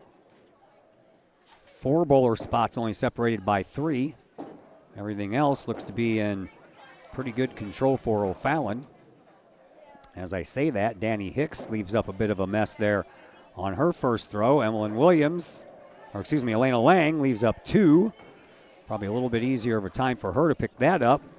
Once again, looks like we have the 1, 2, 4, and then the 10 awaiting Danny Hicks, who bowled a 178 her first time up, right now sitting at a 164.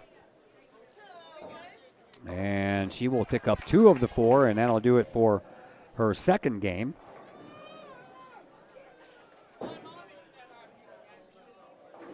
And she will end up with a 166.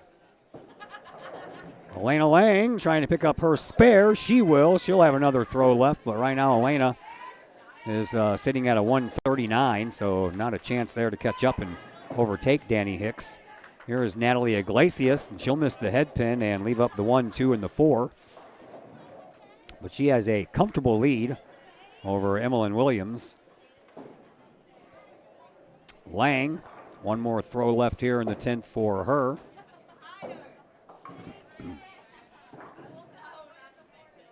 And get that in there. Nope, she got 7 of them, and Lang will end up with a 146.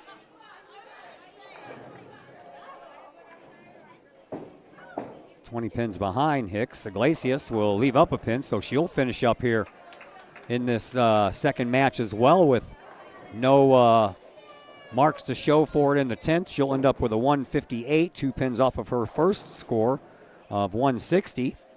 Emmeline Williams, who has struggled a bit here in this second match, will start off with a strike. That'll be back-to-back strikes for her. And here is Kennedy Partle on lane 30 for O'Fallon, and she'll leave up 4 of the 10. Collinsville with an outside chance here of taking over the team total, but that's a big what if. Came in 70 pins down, but so far O'Fallon has not had a mark in the 10th, and how about back-to-back strikes for Emmeline Williams? Here is Partle down 30. She'll pick up a spare, so there's your first mark of the 10th for O'Fallon.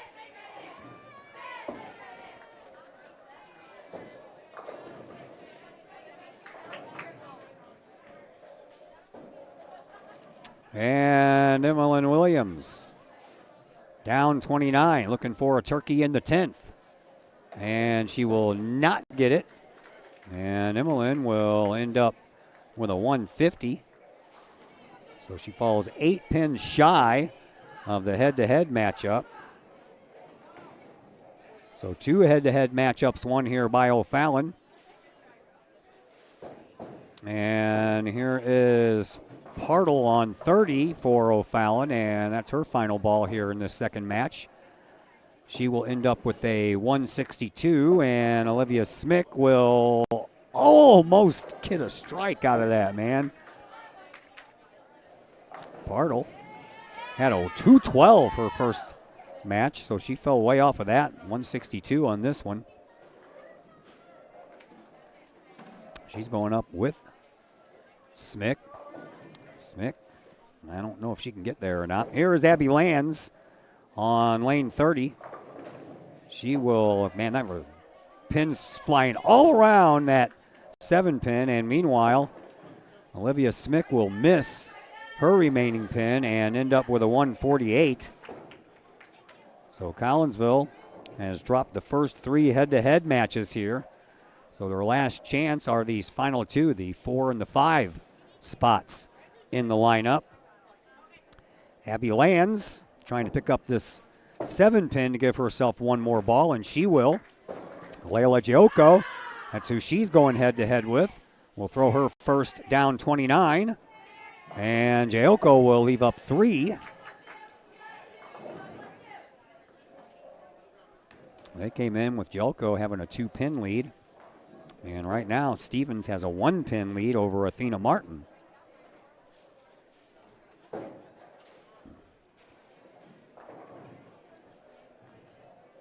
Giocco lost her head-to-head battle with Abby Lands in that first match by 1 pin, 186 to 185.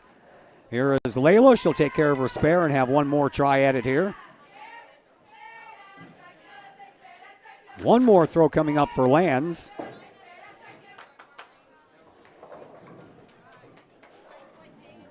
I think Lands went back to get another ball. She did, so Giocco is going to have a chance to throw her final ball before Lands will. And here is that try by Layla. Down 29 it goes. And how about a strike? Nice way to end. Layla will end up with a 202. Biggest margin for Collinsville in that one, and so does Lands, and Lands will just miss out. 192 for her. So there is a head-to-head win for Collinsville, and here is Kellen Stevens on 29 for the Lady Kahawks, trying to make things tough on Athena Martin, but a wobbly pin down there will remain. I believe that's the 6 pin.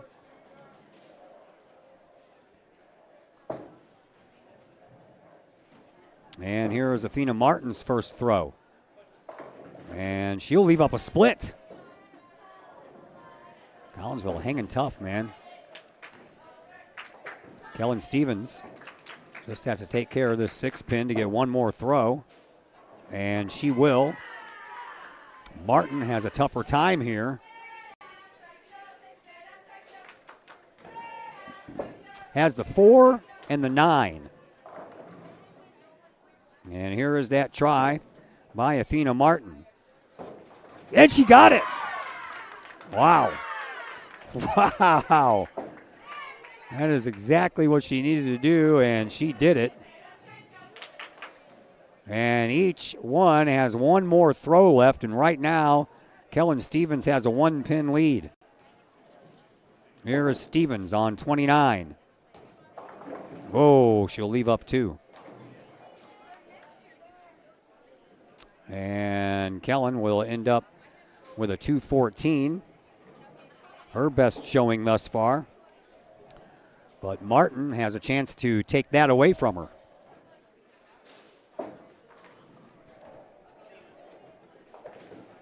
Collinsville ended up with an 860, but that's still 34 pins better than their first go-around.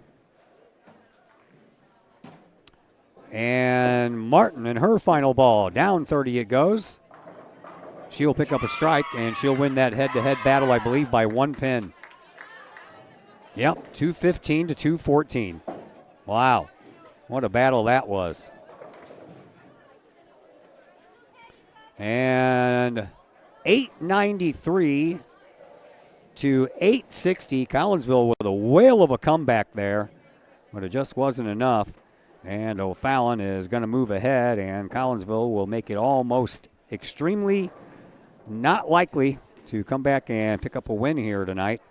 But we will see what happens, and we will find out all together after we come back from a commercial break here on the Kahok Sports Network. We love to have you come work for the city of Collinsville. We have many positions available, from seasonal jobs to full-time opportunities in many of our departments. From police and fire to Gateway Center, Parks and Recreation, and City Hall. Our employees enjoy great benefits like comprehensive medical plans, paid time off, tuition reimbursement, and more. Visit the city's website, collinsvilleil.org, to apply and learn more about working for the city of Collinsville. Pro Tees in Caseyville is your place for custom apparel and has been for over 20 years now. Why? All Pro Tees can handle any size project, big or small, and they specialize in large group orders. At All Pro Tees, quality is number one on their list of priorities, as is evident by their excellent service staff. Did we mention All Pro Tees has over 20 years of experience? They can even help with fundraisers and event merchandising for your group. And of course, All Pro Tees is your destination for everything Collinsville Kahawks. So for all of your apparel needs, for civic groups, sports teams, business outings, or even a family reunion, your apparel needs stop at All Pro Tees. All Pro Tees in Caseyville at 2240 South Morrison Avenue. Online at allprotees.com. Right across the street from Kahok Stadium. All Pro Tees, 618-344-2200. VFW Post 1117 in Caseyville is one of the area's longest-running VFW posts. VFW Post 1117 in Caseyville is your place to meet and join other area veterans. Plus, VFW Post 1117 in Caseyville offers all kinds of activities to help our veterans, as well as engaging the public with fun, food, fellowship, and a great time for great causes. Blood drives, fundraisers, raffles, and a Queen of Hearts drawing every Wednesday night. Plus, VFW Post 1117 in Caseyville has event space for your parties, celebrations, and other get-togethers. For more information, check out the VFW Post 1117's Facebook page or call the Caseyville VFW at 618-344-9878. Just because we're adults doesn't mean we don't have toys, am I right?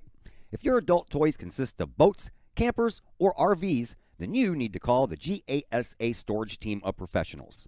Winter weather in the Midwest can be quite harsh, and finding a place to properly store those expensive toys for winter can be just as rough as a Midwest winter. That's where the GASA storage team comes in, with outdoor self-storage and covered storage for your toys.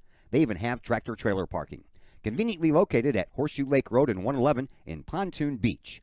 GASA Storage, for the safe storage of all of your toys.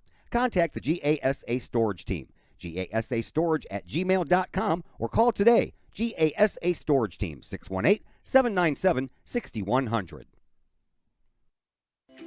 The Collinsville Area Community Foundation is our community's charitable foundation. We connect people, support programs, and guide resources to help our community thrive. Our board is made up of local leaders that donate their time and expertise to identify opportunities for long-term community impact in and around Collinsville. Find out more about scholarships, grants, and ways to give back to the city we love by visiting collinsvillefoundation.com. Do you have a big land improvement project that requires some outside help? Call Petroff Trucking Company. The Petroff Companies have been shaping the metro area since 1975. Family owned and operated, Petroff Trucking Company can do the job and do it right. Hauling, excavating, and grading, they do that and more. Petroff Companies also has roll-off dumpster rentals. They also specialize in dirt and rock sales. Petroff Trucking Company can help you develop your land for your needs. Petroff Trucking Company. Check out their website, petrofftrucking.com, or give them a call, 618-797-6100. Petroff Trucking Company, shaping the metro area since 1975.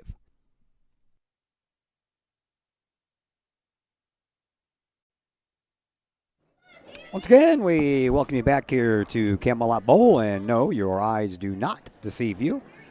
That is our score as we are underway here in game number 3, 17-3 in favor of O'Fallon. So if Collinsville wins all 5 head-to-head matches here in this final game, and they win the overall third game, that will give them 10 points, and that would give them 13. And I don't know if they would have enough when you add everything together to overtake the lead overall, because you do get another, I think, 5 points for winning the entire match. And that would be almost a miracle for Collinsville to do that. So it looks like as of right now, Collinsville is going to fall. O'Fallon's going to hand the Lady Calcs their first Southwestern Conference loss of the year. Although I'm still kind of trying to figure out how to do all this scoring stuff. That's usually the Todd Campbell side of things. But I think I might have everything figured out to at least that point. But if Collinsville is going to have a chance, they're going to have to really, really light up the scoreboard here in this final game. But I don't know if they have that chance or not, but we'll all find out together as we move along here. Game number 3 is underway. I'm going for one more final break, and I'll let you enjoy the beautiful sounds and ambiance of Camelot Bowl here in Collinsville.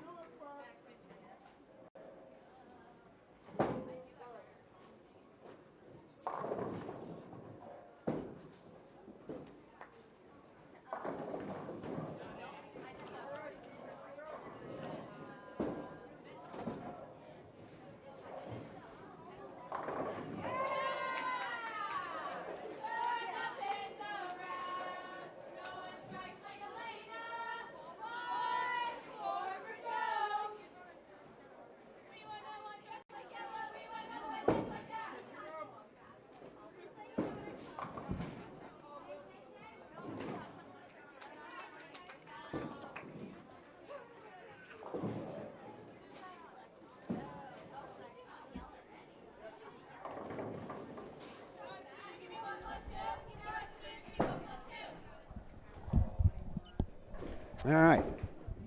A little longer that time. I was trying to do some adding. And, of course, I can't do that in my head, so I have to break out the old calculator. So Collinsville comes into this third and final match trailing by 128 pins overall.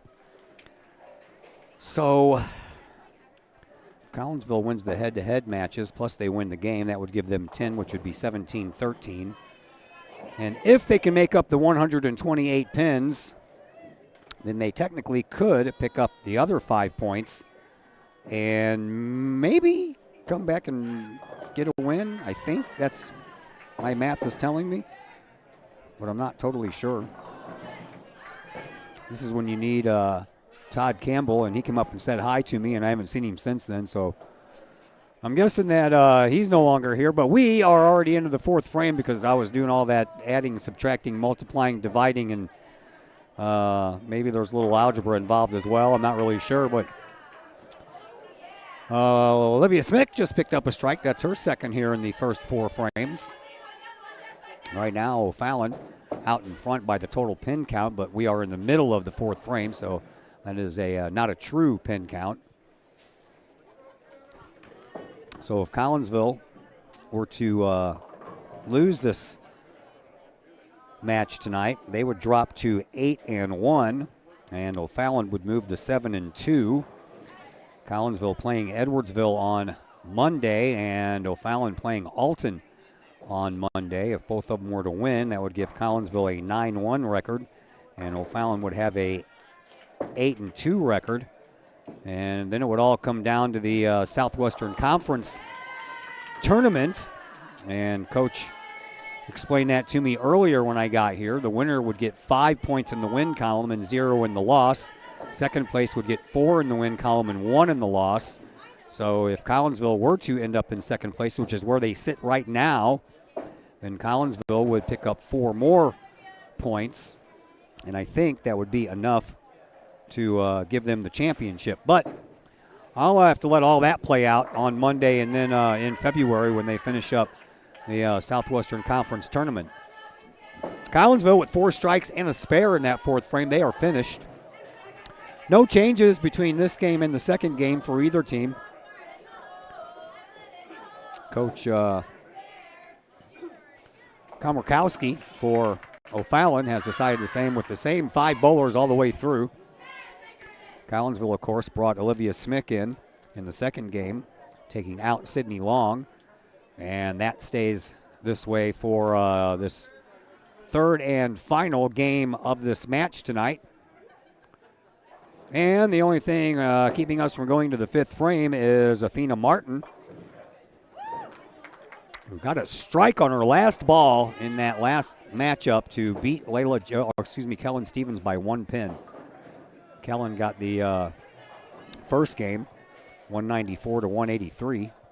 But the second one, Martin got it, 215 to 214. Jaoko lost by 1 pin in her first matchup, 186 to 185 to Abby Lands. Then Lands got the better of her by 10 pins in that second match, 202 to 192. Here's Martin trying to pick up her spare over on 29. She will. And that'll take us to the fifth. And going into the fifth, O'Fallon has a 344 to 331 lead as we head to the fifth frame here of this final game of the night.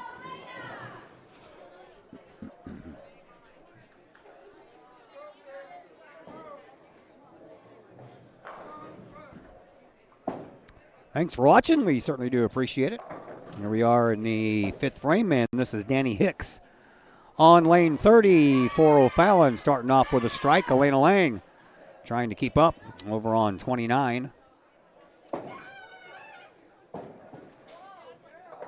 And she will not with a strike, so she'll try for a spare. Here's Natalie Iglesias on 30 for O'Fallon. That swings in there, and she'll pick up a strike as well. I have yet to see her not smile when she comes back, no matter what she throws, even when she only hit the 7 pin that one time in the second game. She came back with a smile on her face, although it was probably a Cheshire smile. Here is Lang on 29, trying to swing that in there to get that spare. She does. And that is not Kennedy Partle.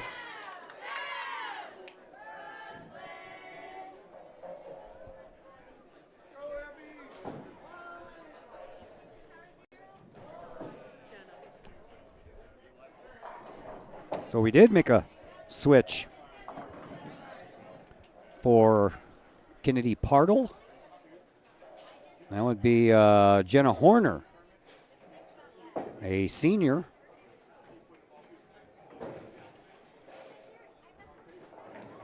For O'Fallon. So they did make one change. I asked Coach earlier, and she said no.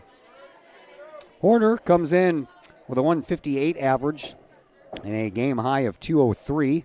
She has played in 24 matches this year. Pradle came in only playing 8. So a little bit of a